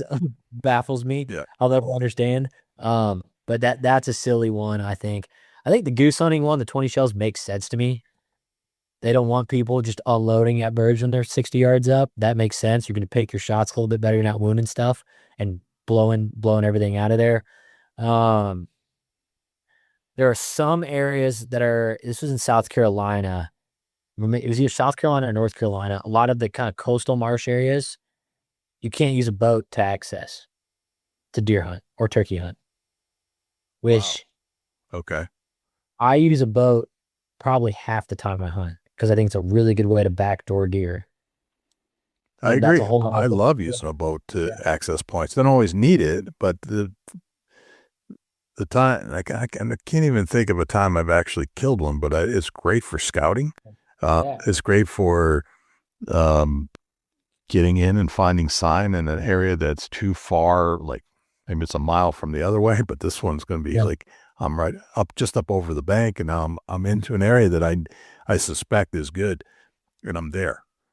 I use it for access, and this is something I'd love to talk about this once we get past the app stuff, but the access with the boat is unbelievable because the deer are not used to it. Yeah. You can, like, I hunt right on the water and use my thermals a lot. Like, I killed a big velvet buck in Kentucky out of a canoe. Or not out of a canoe, but I used a canoe to get in there. We do a lot of our, like, meat missions with those, with the boats. You don't have to drag them. But again, they're expecting people to come from the opposite way. You can backdoor them, and you're catching them coming back to bed in the morning. Well, it's interesting you say that. And just a sneak peek, I have a book coming out that's more or less about the history of conservation through the eyes of deer hunting and how it's all developed. And one of the things that they used to do back before there were regulations was basically spotlighting. They would just float down the river with a light source of some sort, usually a candle, and illuminate. They called it jacklighting. Yeah, and that worked really well. It worked great. I'm sure it did. But it's Teddy Roosevelt did it, for example. Yeah, and he thought he found it to be unsporting once he did it a few times, but it was, this was commonplace back then. So, going back to the idea of just the app itself, do you find some states are more antiquated than others, and there are some of the newer regulations that came in? Do you find them a bit bizarre? Like, and I have a couple that I'm not thrilled with. I think no Sunday hunting to me, doesn't make any sense. For the guy that works a 9 to 5 Monday through Friday, you're cutting half of his opportunities down. And I mean, separation of church and state or whatever, that's probably where it came from. I don't understand why they have that. Okay. I definitely don't agree with that. I've never hunted anywhere that I have to deal with that. Right. But that's one that doesn't make a whole lot of sense to me. There are definitely states that are more antiquated in their systems, how they're just way behind on the technology. Okay. And then there are a lot of them they're starting to catch up. I mean, there are a lot of places like they don't even have regulations on public land areas. Like, I can't find them. They're not there. And if they were there, I'd find them. I'll reach out to them. They don't, especially they don't have any boundary lines. Other than maybe a paper map or no paper map. They just have a name. So they don't know where the difference between the public and the private is? They have it physically there, but there's nothing on the internet for it. Oh, I see. So you can't find it. You wouldn't know. Maybe the trees are painted, but otherwise there's I have a name and an address for the gate. That's it. So you couldn't plan if you wanted to. Which to me is ridiculous. How are you expecting people to follow the rules if you don't even have the information now? Right. Every single state I work with has at least a couple of those. Sounds very vague. Yeah, some of them are horrible. And they're trying to catch up. A lot of the GIS stuff, their states are way better now than when I started. And I actually am sharing the stuff that I make with them a lot of the time. Because the rules should be simple. That's the point. It's so hard to be successful. Following the rules should not be difficult. That should be the easiest part of the whole thing. Right. Absolutely right. I always found it challenging even in the paper booklets, you find that, just trying to find a regulation in there. Actually, sometimes there were rules that never even made it to those publications. All the time. All the time. And you're like, I didn't know that. Where is it in this document? This is the gold standard. This is what I'm using. Unless I want to go get a law degree and read every ounce that has ever been written in the legislature, which I do, but I don't think most people would. I don't think you're going to go online and read every article that there is about hunting. Yep. And I think the licensing, is too complicated a lot of the times too. Like I was going over, and I don't want to be like throwing states under the bus, but like West Virginia's like big system for turkeys is ridiculous. There's 18 different combinations you can buy. Have it be you buy a base hunting license and a turkey permit. Simple. And if you're hunting public, maybe you need to buy like a stamp or a permit or something for the public land. I'm all about, I think public land is the coolest thing on the planet, that it gives people, that's the only reason why I ever started hunting and why I've been able to hunt as much as I do is because of public land. I've got no issues paying. I know licenses are getting more expensive. If you're a non-resident, I think that's fine. I don't have any issues with it. It might limit some places to even go. I'm not going to Illinois every year and buying a $600 deer license, but I think if I'm going to go to another state, I don't mind paying the money. It all goes towards the management and all that. I don't mind buying a WMA permit, but make it simpler. Yeah. It shouldn't be difficult to figure out what you need to buy. No, I agree. New York had some weird stuff that has recently changed for the better. And the one that always kind of threw us off was they had a rule or regulation where you had in the licensing piece where you would buy your crossbow license as a muzzleloader license. Like a primitive kind of deal? Yeah. They had a specific, they've changed the crossbow season to be all of archery now. And so a lot of that's catching up in New Hampshire too. That's all kind of caught up. But what they would do is, and again, this has now been changed, but they had a crossbow season and it predated the gun season, just ahead of everything. But when you bought your license, you had to buy the muzzleloader license, and that was to use your crossbow during the crossbow season. Yeah. It made no sense at all. Talk about confusing. I'm like, wait, but it says muzzleloader. Why don't I buy an archery? Yeah. Right. So, yeah. No, I but agree. again, they fixed all that. But that for years, that's the way it was. Yeah. I mean, I do think it's the state agency's job to make the regulations and licensing simple enough that anybody can understand it. I think that should be the bare minimum. You can't expect people to follow the rules if they don't make any sense. Right.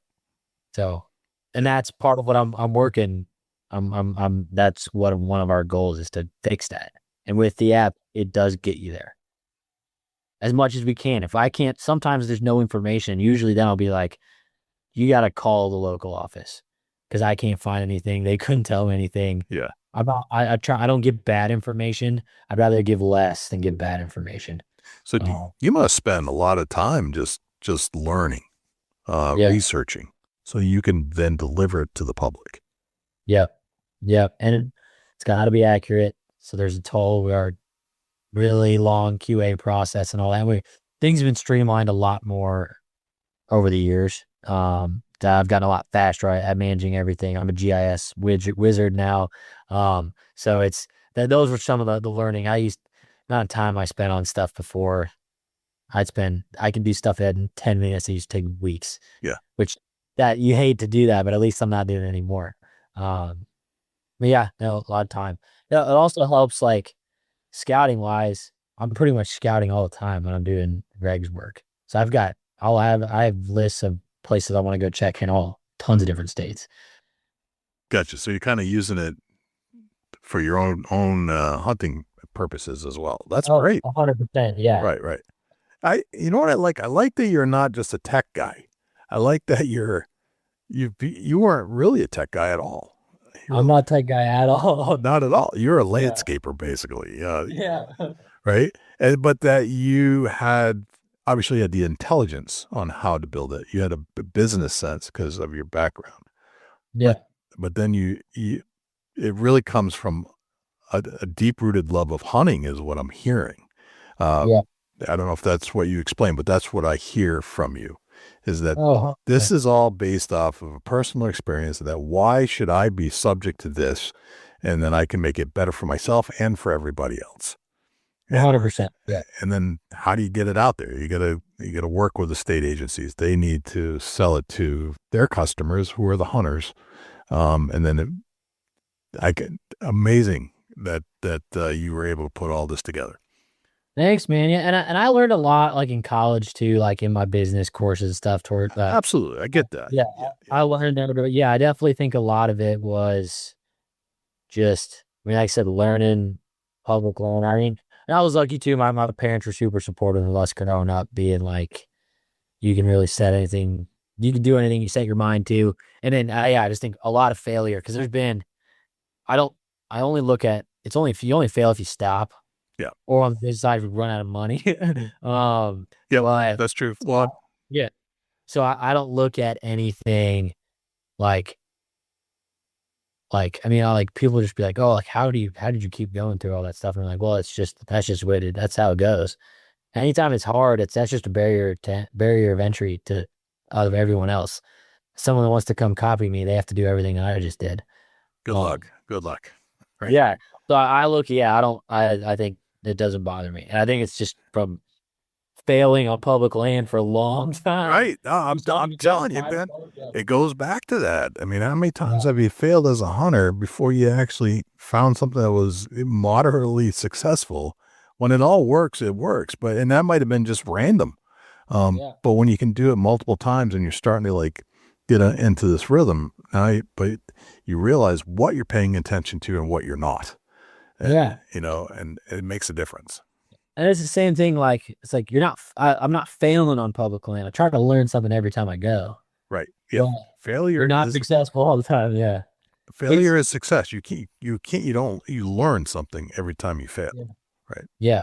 100%. Or at least try to. Sometimes when you're on a cold streak, you haven't seen a buck in 10 sits. You're like, maybe I am just running around like a chicken with my head cut off. But, no, yeah, I definitely think, I've learned a lot from that side of things. All right, let's go back to some of the journaling. We kind of left off there. The journaling is, what are some of the successes and some of the things that you really pay attention to when it comes to the journaling piece? I think wind direction is by far the most important. And this is, if you're in hill country, thermals play into that a lot. Not even necessarily hill country. If you're out in water, if you have a 5-foot elevation change, you're going to have thermals. So I pay attention to that a lot as well. And I do have that baked into the app. You can't predict thermals necessarily, but I have the wind direction and wind speed. Based on my understanding and my experience, if it's below 7 mile an hour wind, the thermals are going to beat it in the evenings. That last 30 minutes, and the first 30 minutes to an hour, depending on the way the sunlight's in. There's a million variables, but below 7 mile an hour wind, the thermals are going to win. So you can still bake that into your planning. It might be a 5 mile an hour north wind, but then it's thermals. And I'm mainly paying attention to that in the mornings and the evenings. During the rut, when I'm hunting until 1 o'clock in the afternoon, then you might have a thermal pull up. But a lot of times it's windy in November too. So I'd say wind, direction, and speed, and mainly direction. The time of day, whether it's evening or morning, and even if you're getting nighttime pictures, trying to backtrack that deer to get closer to his bed where he's going to be awake, and the date ranges. I think the date ranges are huge just for general locations. If you have seasons worth of information, I think that's super important. I'd say those are probably my biggest. Okay. And these are all available inside of the Hunt Regs app through the journaling feature, which you pay for. Yeah, and I can send you some clips or some screenshots. You can like put that up on here. I guess it means mainly going to be just audio, but yes, when you put in those entries, I have all these graphs that have spikes of date ranges. So you can filter by September 1st to January 1st. And you're going to see when the most activity was. Okay. You could filter by this specific buck over January or September into January on this specific trail camera. And then you're going to see, okay, he was at this trail camera 5 times between October 15th and the 18th. And then it was just one-offs the rest of the time. Like, that's my best odds to kill that deer. Then you look at it when it's filtered. What was the wind direction during that time frame? A lot of times it's going to be the same. You're going to find some pattern you can stack multiple variables together, and it's going to, then you can up your odds. Very rarely is it just one variable. Sometimes it's the rut, and that's when the does were in estrus there, which is just as good. Doesn't matter what the wind direction is. Right. If you can be in there, and as long as you can get in there clean, as long as you can hunt them on that wind direction, then you just need to be in there those couple of days. You can also, I have mapping in there too. So I can filter by, say I have a cold front coming through, I got a north wind tomorrow, and I just want to go shoot a deer. I can just filter by north wind and deer and look on the map and say, okay, this camera on a north wind, I have 30 entries during the season. This one I have 5, this one I have 10. This is my best odds to go kill a deer. Or I can do select all that apply. Say I got 5 target bucks. Filter by those 5 target bucks. Where am I seeing the majority of these between November 1st and November 7th? Graph it on the map. See, there's a million different ways, not a million, there's 1,000 different ways you can go at it. But you're just organizing the information into a way that you could, and then see it visually, that you can actually see a pattern. Okay. And how do you interface your game camera information and the data from the pictures? How do you pull that in? You just upload your photos? You can upload a picture, upload videos. I'm not pulling the data off of that picture and video because a lot of times the trail camera, that those times and then locate, like, it's wrong. Right. So that is a manual entry, but you can create a location where you don't have to do that more than once. It's saved. You can create an animal nickname and then it's saved. So you can streamline things once you get a couple of entries in there to where you're creating an entry in a few seconds. Okay. I also just added in probably 5 or 6 months ago. It's like a dossier, like a file for a location and then a file on a specific animal. So you can put in all the pictures and videos you have of a buck as he grows up. And then his tendencies, like I can put in date ranges that he's at a certain location. Or these are the wind directions he typically likes. This is the time of year he's typically on the property. You can do the same thing for the location. This specific stay-in site is the best October 15th through the 20th on a north to a northeast wind. Yep. So then it really helps. Like for me, I might hunt like 50 different spots in a year, maybe even more than that in different states. So I'm just saving all that information where I can go check back and say, okay, this is exactly what I need to do. So even if you're only hunting one stand or if you have one camera, you're still compiling your information. The way I look at it, you're spending the money on the camera, you're spending the time. Don't waste any of the data. All of the data will tell you something. Even if you get 10 pictures, you can still, obviously the more data points you get, the more accurate it's going to be. But if you get 5 pictures of a buck, there's probably a pattern there already. Okay. A lot of times the patterns I have on deer, I might only have 7 or 8 pictures of them before I get a pattern. But then there's something happening. Okay. So one of the things that has transpired in not just New Hampshire, but other states is there's some limitations being placed on game camera use. Yeah. Some they just eliminated altogether. New Hampshire went to, if you want to put out a game camera, it has to be on your own land. And if it's not, you have to have landowner permission now, which I completely disagreed with the whole concept there. Because to me, I can walk onto a piece of property that's not posted in New Hampshire. Yeah. And sit there all day with my camera and take pictures. Yeah. Or hunt all day and fire my gun. But I can't leave a game camera there unless like the thing. So, yeah, this is an argument for another day, but it would limit my ability to learn that area. Now that I can't use game cameras anymore without getting. You have to lay eyes on them. Yeah. Obviously. Yeah. And I don't think they're ever going to totally get rid of cameras. Right. Especially, I mean, down here, you could still run deer with dogs. Like we are light years behind making cameras illegal. Yeah, I don't think that's happening where you're going to be. No, and I know a lot of the states where they've made the cameras illegal. Based on my understanding, a lot of them are in areas where there's limited suitable habitat. So, like Kansas, for example, there's a lot of flat ground, prairie, and then there's small little river bottoms. So, or there's like a flag, or there's a pond, like a cattle tank out west, things like that. And I've heard stories where there'll be 50 cameras on one water source. And people are going in to check those cameras all the time, and they're just putting so much pressure on the animals in those locations. The deer have to get water. That's why they're getting rid of them. That makes sense. I get that part makes sense. Cameras generally don't put undue pressure on animals. Yeah. But people going to check the cameras would for sure, or just that's a lot. I do think my dad just bought a piece of property in Georgia. It's the first time we've ever owned land. So I'm interested to see how that goes. Like I said, I love the adventure aspect of public, but it's going to be cool to actually kind of manage some deer. So I just bought some new cameras, and I can trigger an on-demand picture. Yes. Which is crazy. Yes. Like, to me, I don't think that should be legal. I shouldn't be able to say, oh, is there a deer at my spot right now? Or is there, like, you know what I mean? Is there a deer at the feeder kind of deal? Right. Or in the food plot? To me, maybe that's not really fair chase anymore. It's interesting you say that, because I have friends that used to use cameras almost exclusively, and they got to the point where they had it dialed in so much that it lost the excitement for them. Yeah. They would get so many pictures, they could time the deer so well at their sites that there was no thrill anymore when they used cameras. When the deer actually appeared, just, oh, yep, there he is. Boom.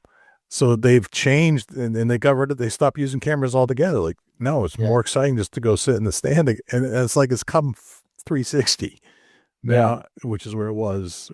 So I like the use of game cameras more just for, I'm not sure I really even use them for scouting. I like what you're doing. I think that's very useful. And and certainly I know guys that have used it. I kind of like just letting them sit and soak and seeing what kind of animals come through. At the end of the year, I'll go pull it, and then I can get some data.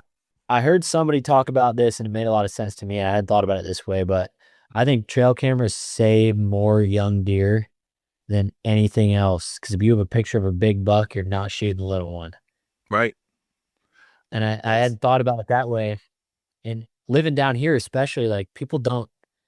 I've gotten deer on camera that I would have been hoping to find in Iowa, in Georgia. Yeah. And I would never, like, those are ghosts. You might hunt that thing all year and you're never going to see him. Yep. So I think that's a positive. I think it allows for the potential. Some of these deer I think would never get killed if you didn't get them on camera. I agree. I agree. And that's exactly a great point, is that I've had that happen to me where I knew there was a great buck. It was coming through, and I'd get him on camera, and I was trying to get the pattern, never killed the deer, but I passed on all kinds of other deer that I might have taken, except I was waiting for that one. Yeah. And I ended up, tag soup in New Hampshire that year. So, but as far as management goes, that's how the deer get bigger. They don't get big unless if you shoot them. Right. Which I think is a cool thing. However, I do love going on an out-of-state hunt, never having hunted never having put a camera out, and just reading sign and hunting them that way. Having no idea what's going to step out, especially states with big deer. Oh yeah. Like, is a 180 going to step around that tree? Maybe. They're there. Right.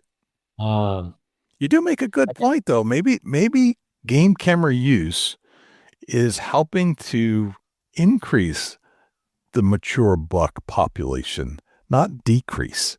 I'm sure you have the occasional poacher that's shooting them off their back deck when the camera goes off at the bait pile that's 100 yards away.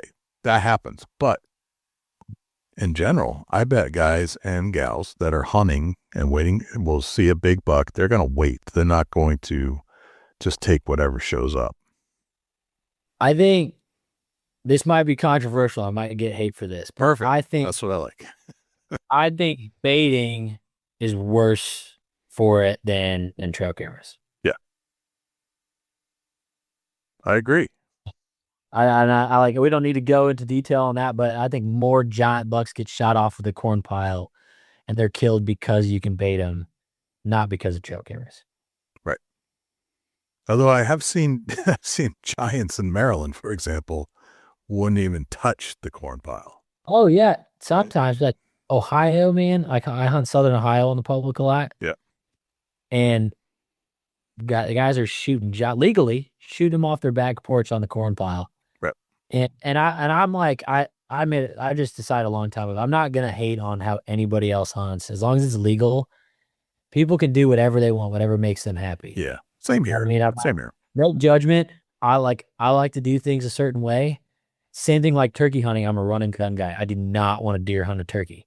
However, sometimes deer hunting the turkey is the best way to kill a turkey. So am I stupid for not deer hunting them if they're not gobbling? That drives. I can't sit that long for a turkey. Like I want to chase them down. Right. But like, so yeah, I think people can do it however they want as long as it's legal, as long as you're not poaching them. But I do think a lot of big deer get killed because of trail cameras too, because people know they're there and the patterning works. Yeah. You can't pattern them unless you're glassing. But a lot of those deer, you're not seeing them in daylight. If you can't shine legally, there's not many states where you can actually shine legally. Though you never know they were there. You never pattern them. You're getting lucky when he's behind a doe. But it's legal. If at some point they're illegal, then it's a different story. But I am with you. I do love going in blind to places too. Like for example, I shot like I haven't gotten him scored. I don't really care about score either, but just it's helpful to kind of talk about the size of the deer. I shot like a mid 130s buck in Kentucky in their velvet season this year. Yep. On the public. Yep. And I was stoked. Awesome deer. I'm never passing on that deer, especially on public land. Right. In velvet. Ever. No chance. My brother started talking with some locals, and there's 160s, 170s there. Which, I mean, I killed that deer on my second sit. Like I was day 2. Granted, I scouted a bunch while we were there, but I killed him on day 2. If I knew that there was a 170 living in there and I had him on camera, would I have shot that deer? Still probably.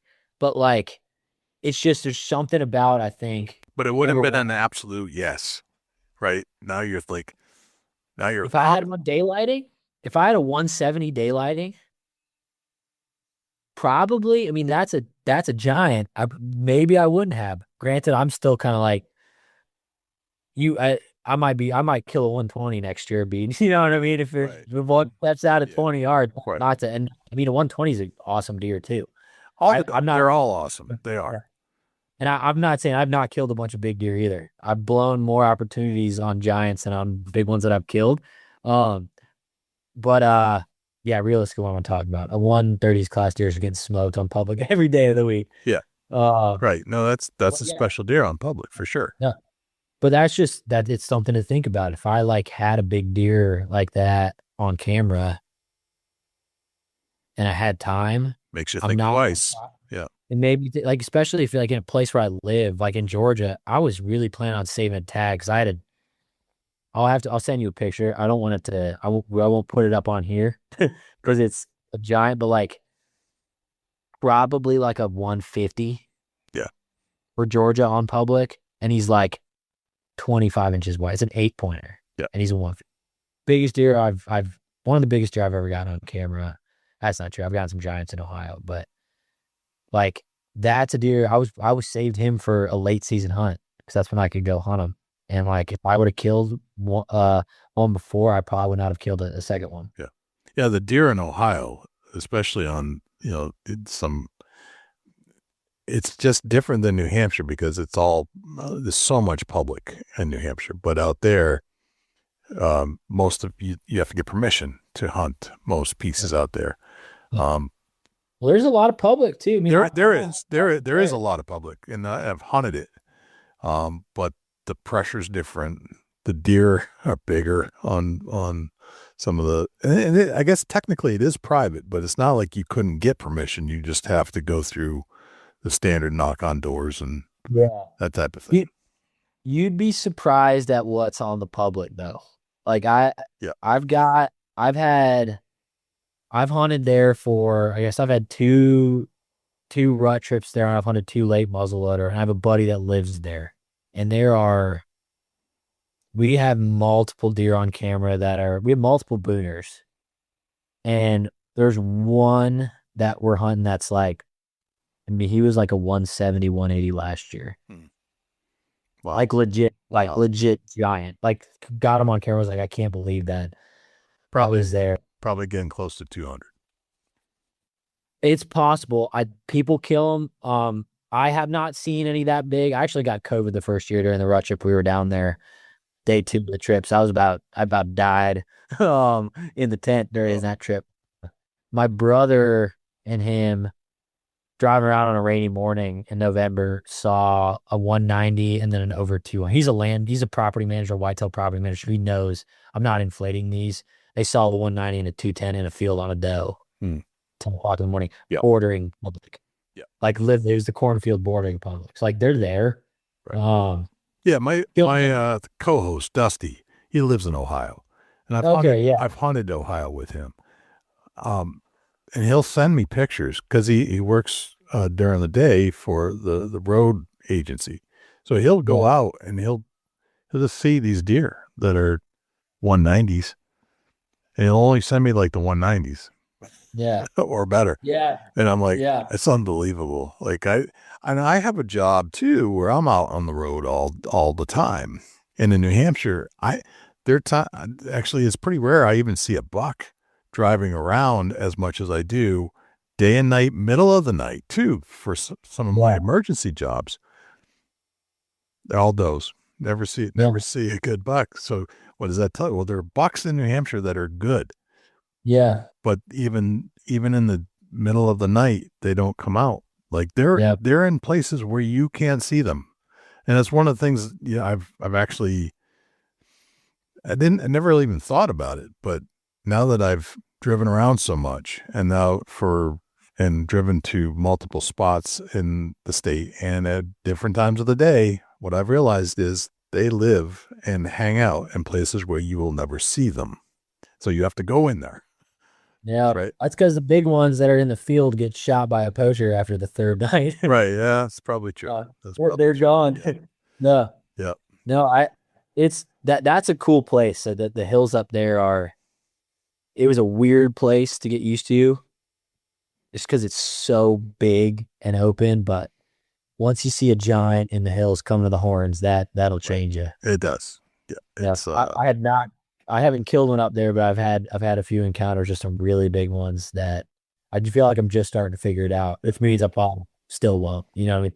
That's the thing. I always feel like I'm still figuring it out. No matter how much success I have or lack thereof, or mistakes I make or failures, I still feel like I'm still figuring it out. Like I never feel satisfied with the knowledge that I have. So even your app might help me feel better about some of that stuff.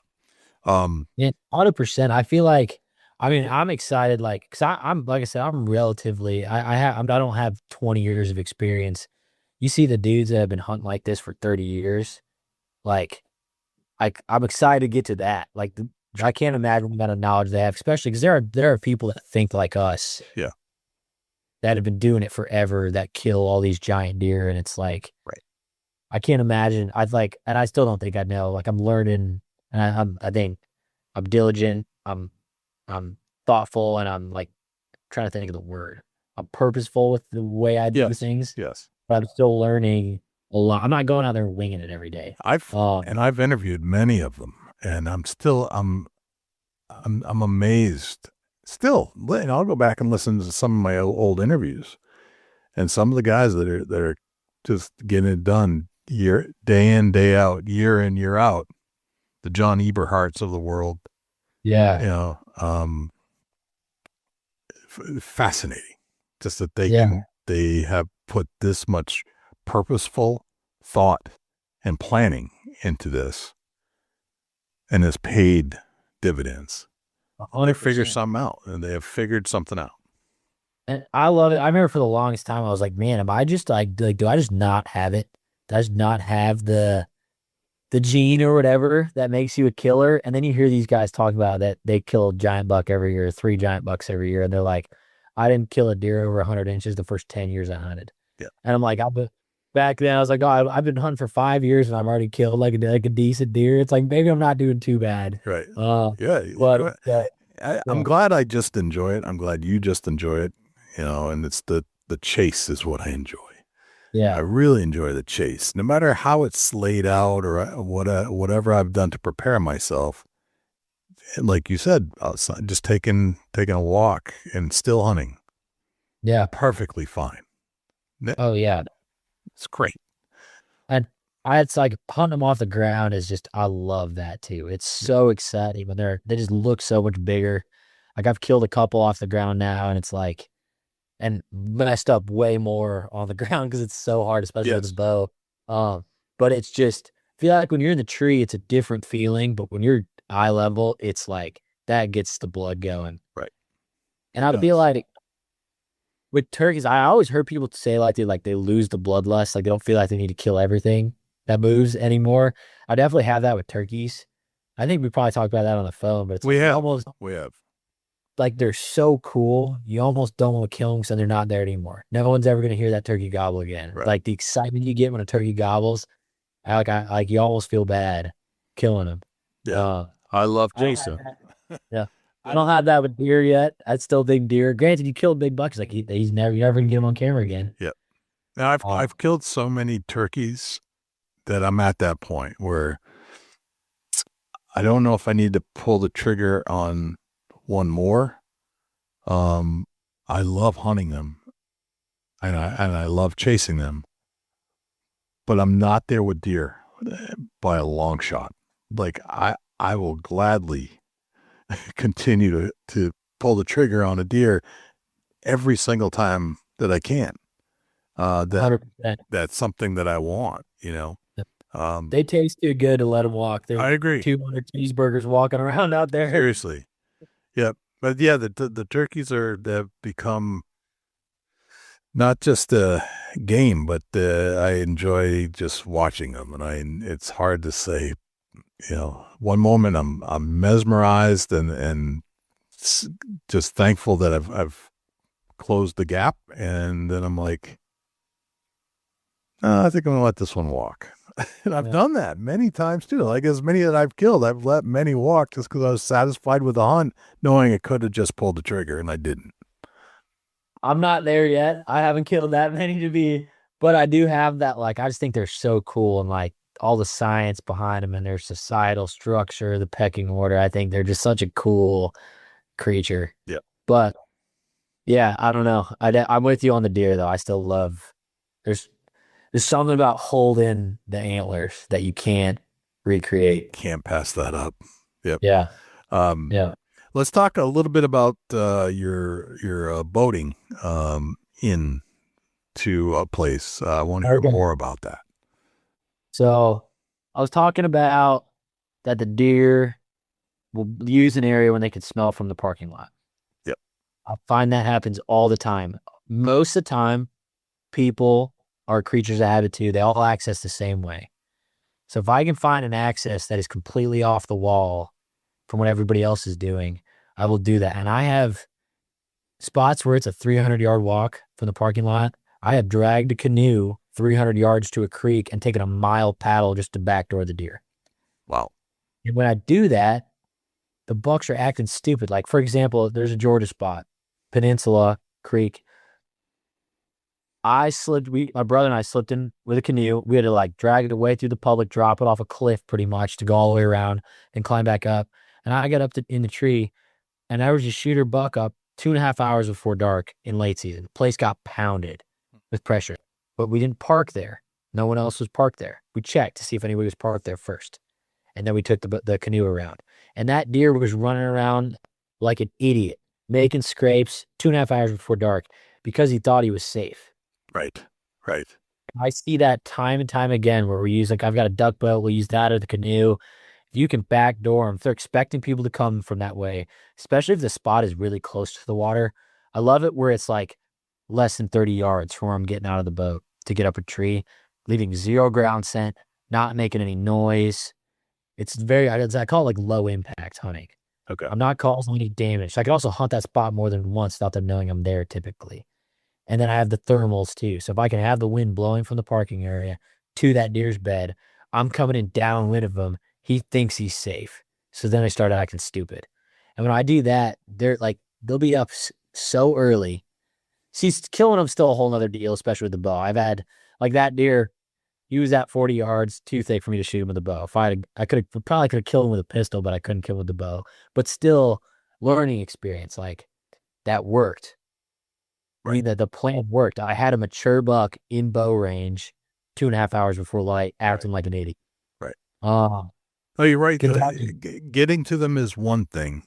Killing them when you get there is another thing. And yeah. They're independent of each other. Yeah. Yeah. But I think the more I've started seeing more mature bucks since I started paying more attention to my access. I think access is the single most important part. Doesn't matter how good your spot is.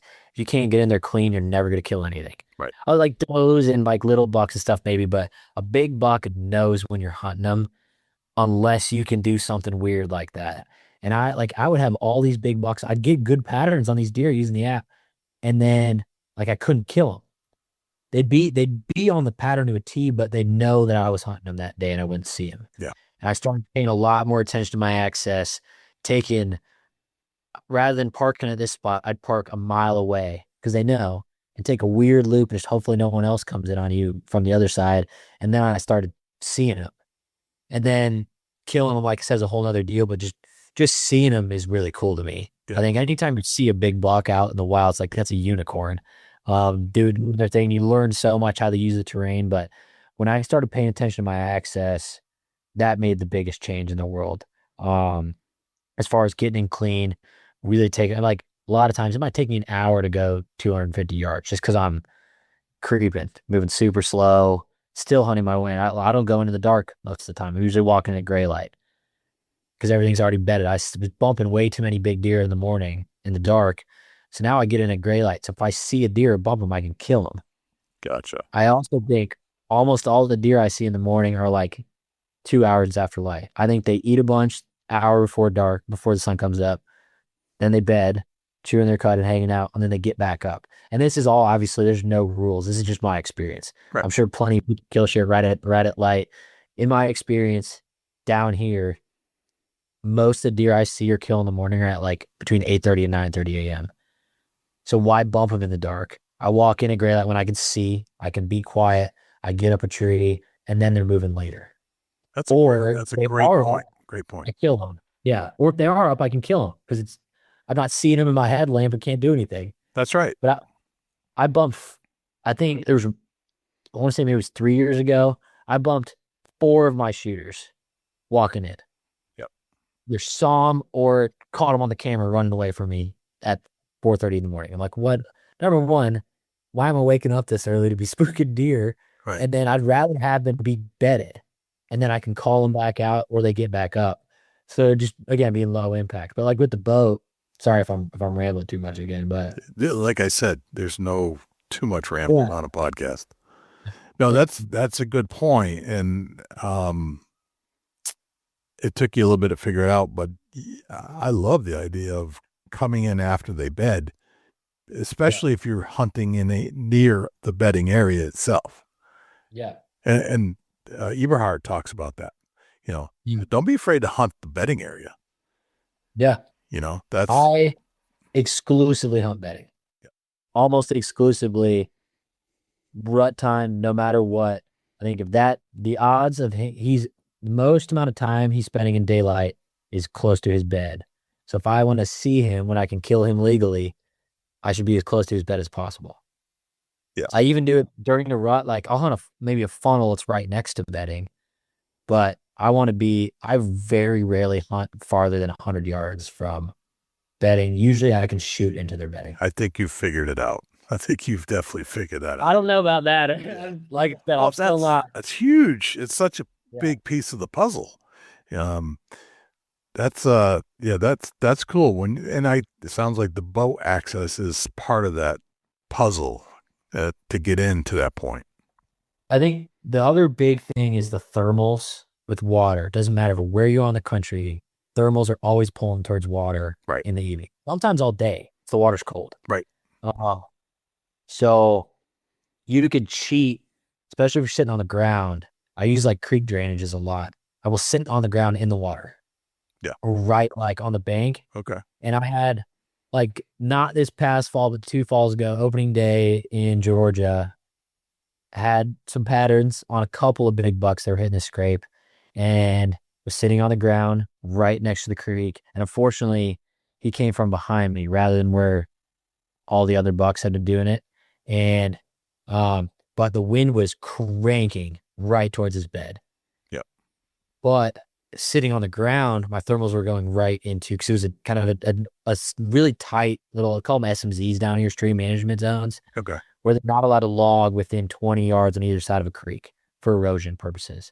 So there'll often be a little strip of hardwoods, and then it's clear cuts or thick, nasty on the sides of it.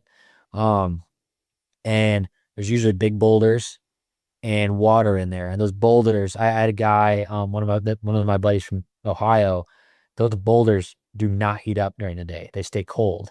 So your thermals will pull. So you could get in at 3 o'clock in the afternoon and your thermals are still going down. You might be blowing 15 miles an hour away.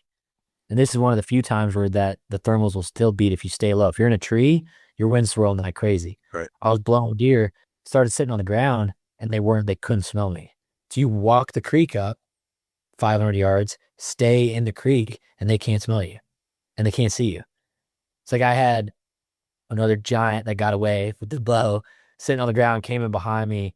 I got drawn, and he was probably at, like, I don't know, 12 yards maybe.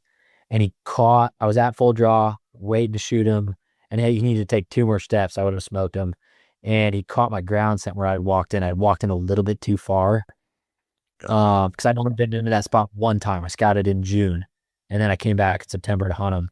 And caught my ground scent. And rather than take another step, he took off. But that was probably like a 140, low 140s deer. So with the bow on the ground, like that was epic. Even though I didn't kill him, that was believable to see one that jab big of a deer on the ground at 12 yards. But gotcha. Very cool. But a learning experience. He should have smelled me. I heard him get out of his bed. I heard him cough. He was bedded 40 yards from me. Yep. Amazing what we learn, isn't it? Yeah.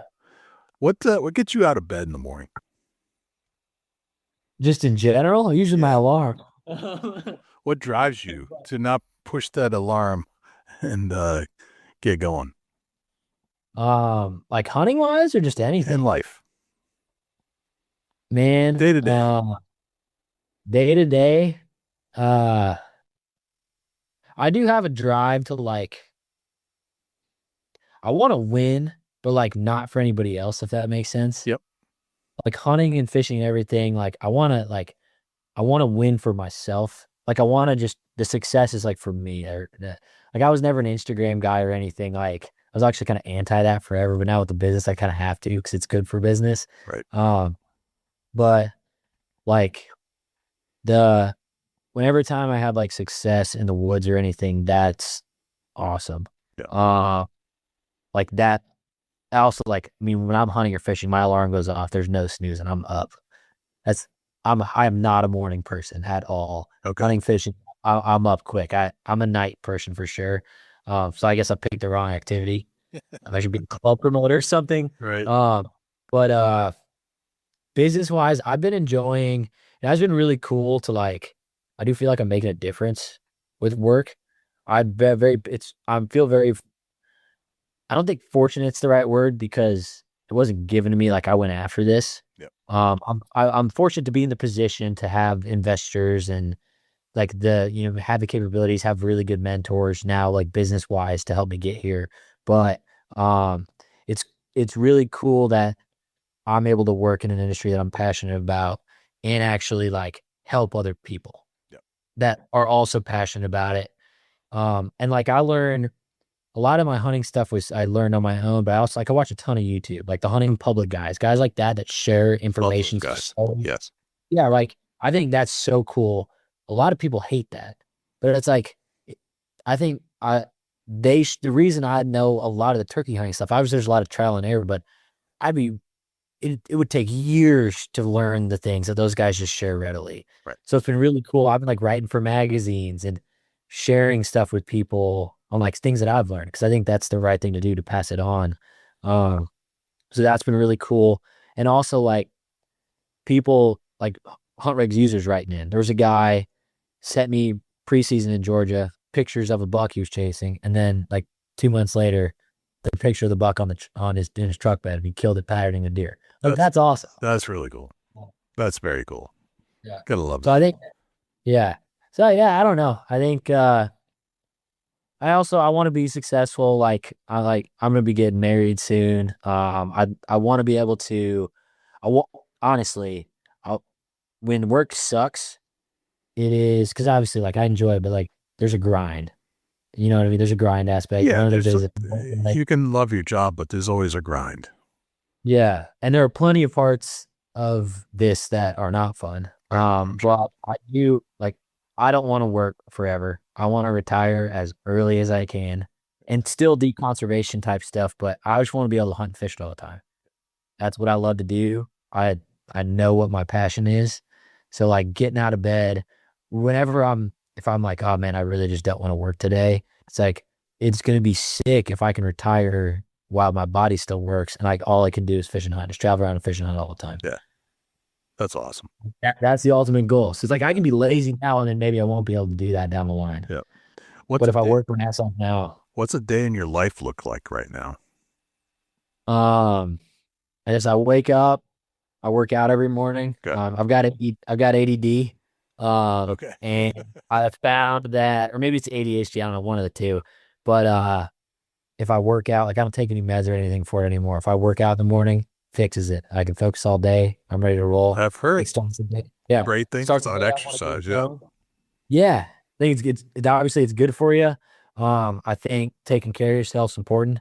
And also, I mean, I train to hunt all the time. Like I'm rucking, I'm running for turkey season preparation every day. Just because I want to be able to, my legs are not going to keep me from climbing that ridge to kill a bird. Yeah. So work out, and then my girlfriend and I both work from home. So like we have breakfast, we have every meal together every day. We go on walks and stuff. I just got a puppy. I guess he's 9 months old. So I walk him. He's a Boykin Spaniel, so he's a hunting dog. Nice. High energy. So we probably walk him and play with him 8 or 9 times a day to keep him calm, which I love too. I can't sit on the computer for 3 hours. I usually need to get out, and this time of year, I'm getting out. I'll take him in the backyard, and I turkey call practice every day for 30 minutes just throughout the day. Trying to stay sharp and get better on that. And then I cook a lot. So, and then just work, depending on the day, a lot, working pretty late a lot these days, kind of a dark to dark scenario. Sure. But then if I get in the weather, the great thing about work for myself is like, if it's a calm day or if November 1st, I get a cold front, I'm hunting. Yeah. So I made a point. I got a little bit busy last year. Like I think I only turkey hunted 7 mornings last year. And that's just mornings, not full days, because I was still working, which I was like, I'll never let work get in the way of my passion. And I didn't hunt much. So I've been trying to balance things a little bit better. Yeah. That's kind of like I like need it. I have to be out in the woods. That's what like resets me. Right. So right. I try to hunt as much as I can. Yeah. Well, that's awesome, man. Well, we're approaching 3 hours here. I think we've touched on quite a bit. Is there anything else you'd like to touch on that we didn't grab? Man, everybody's probably heard me talking up over the last 3 hours. No, man, I want to thank you for having me on. It's been great. I know we've been talking about doing this for a while. It's been great to discuss things. I enjoyed it. Hopefully maybe somebody learned something from some rambling. I guarantee I've learned stuff just talking to you. So there will be many others. Okay. Yeah. Awesome, man. No, I think we ought to go hunting sometime. I think I plan on doing a northeastern turkey tour next year. Okay, I was going to say turkey's probably where it's at. I don't know about the deer hunting coming from where you're at, but the turkey hunting, I think you'd enjoy for sure. Here, I would love to. I think when I get tired of these southern birds that have a PhD and not getting shot, I love going a little bit further where they're not pressured as bad. Yep. I'm going to send you a video when we hang up, and I was just on a job and these turkeys just came out of nowhere. Next thing I know, I had like 15 hens cackling and in a big old hen fight.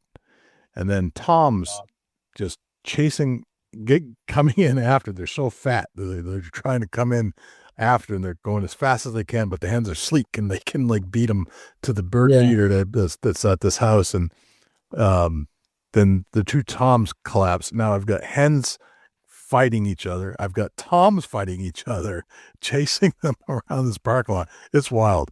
I'll send you the video. Epic. It made my day. That's awesome. Yeah.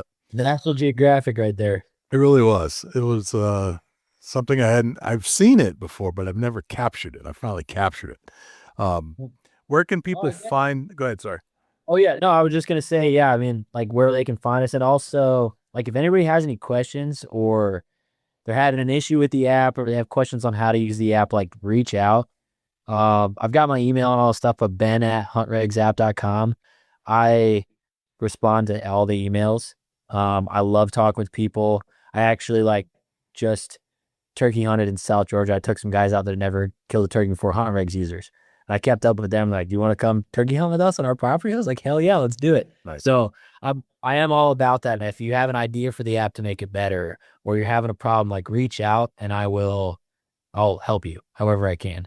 I'm definitely as the open door policy or whatever, I'm all about that. I want to hear from you guys. If you're having success stories, if you want to get on a podcast with me and talk about how you're using it, by all means. I'm all about the community aspect. So. Beautiful. And where would somebody grab the app? So we're on the App Store, Hunt Regs app, Android, Google Play Store, and then our website is huntregsapp.com. All the regulations are on there. If the journaling is not on there, I am going to have it on there soon. But just the regulations on there now. I also have a bunch of stuff on our Instagram and on the website, ramping up the YouTube a little bit more now too on how to use it, like how I pattern deer with screen recordings and things like that. Okay. And then I'm writing some articles and stuff for Georgia Outdoor News on how to do all this stuff, like how I'm using cameras on public land to pattern deer and things like that. So if you got any questions, I'm happy to. I've even helped guys e-scout on public when they have never been out there before. So I love that kind of stuff. I love looking at maps. Yeah, me too. I love maps. They're very cool. Yeah. I'm trying to pick the spot where I think they might be hanging out. Yeah. I'm getting better at it for sure. I'll tell you what, man, usually when I've been dropping pins on spots, I find a big deer there. So I'm feeling pretty good about that. Killing them again, whole other deal, but that's finding them is the first part of the puzzle. So. Yep. Very cool, man. Well, it's been a pleasure. I'm glad we finally put it all together. I've learned a ton from you. I wish you the best success in the world in your endeavors with something that just kind of came out of thin air, and you had a vision and you pursued it. And I think you're off to a great start, and I want to see it in all 50 states. And I want people using your app, and I want the poacher stuff itself. I mean, even if it's just a deterrent, I think you've created something very amazing. Awesome. Thanks, man. I appreciate that. That's high praise coming from you. So thank you. All right. That was Ben Martin from the Hunt Regs app. And I think that conversation really shows how much the hunting world is evolving, especially when it comes to technology and conservation. What stood out to me is how this all started from a simple problem that a lot of hunters deal with, just trying to stay legal, and turned into something that's now helping both hunters and game wardens in a really meaningful way. From simplifying regulations to improving how poaching gets reported and handled, it's clear this kind of tool has a real place in the future of hunting.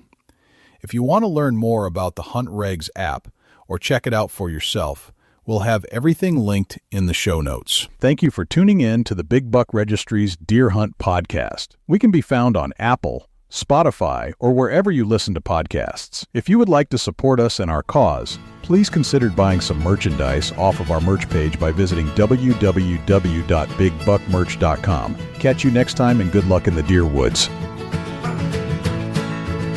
As we move on with hearts so strong, echoes of nature sing our song. In every rustle, a story's told of days gone by and hunts of old. Listening close to Deer Hunt by the Big Buck Registry, sharing tips and tales, it's where we ought to be.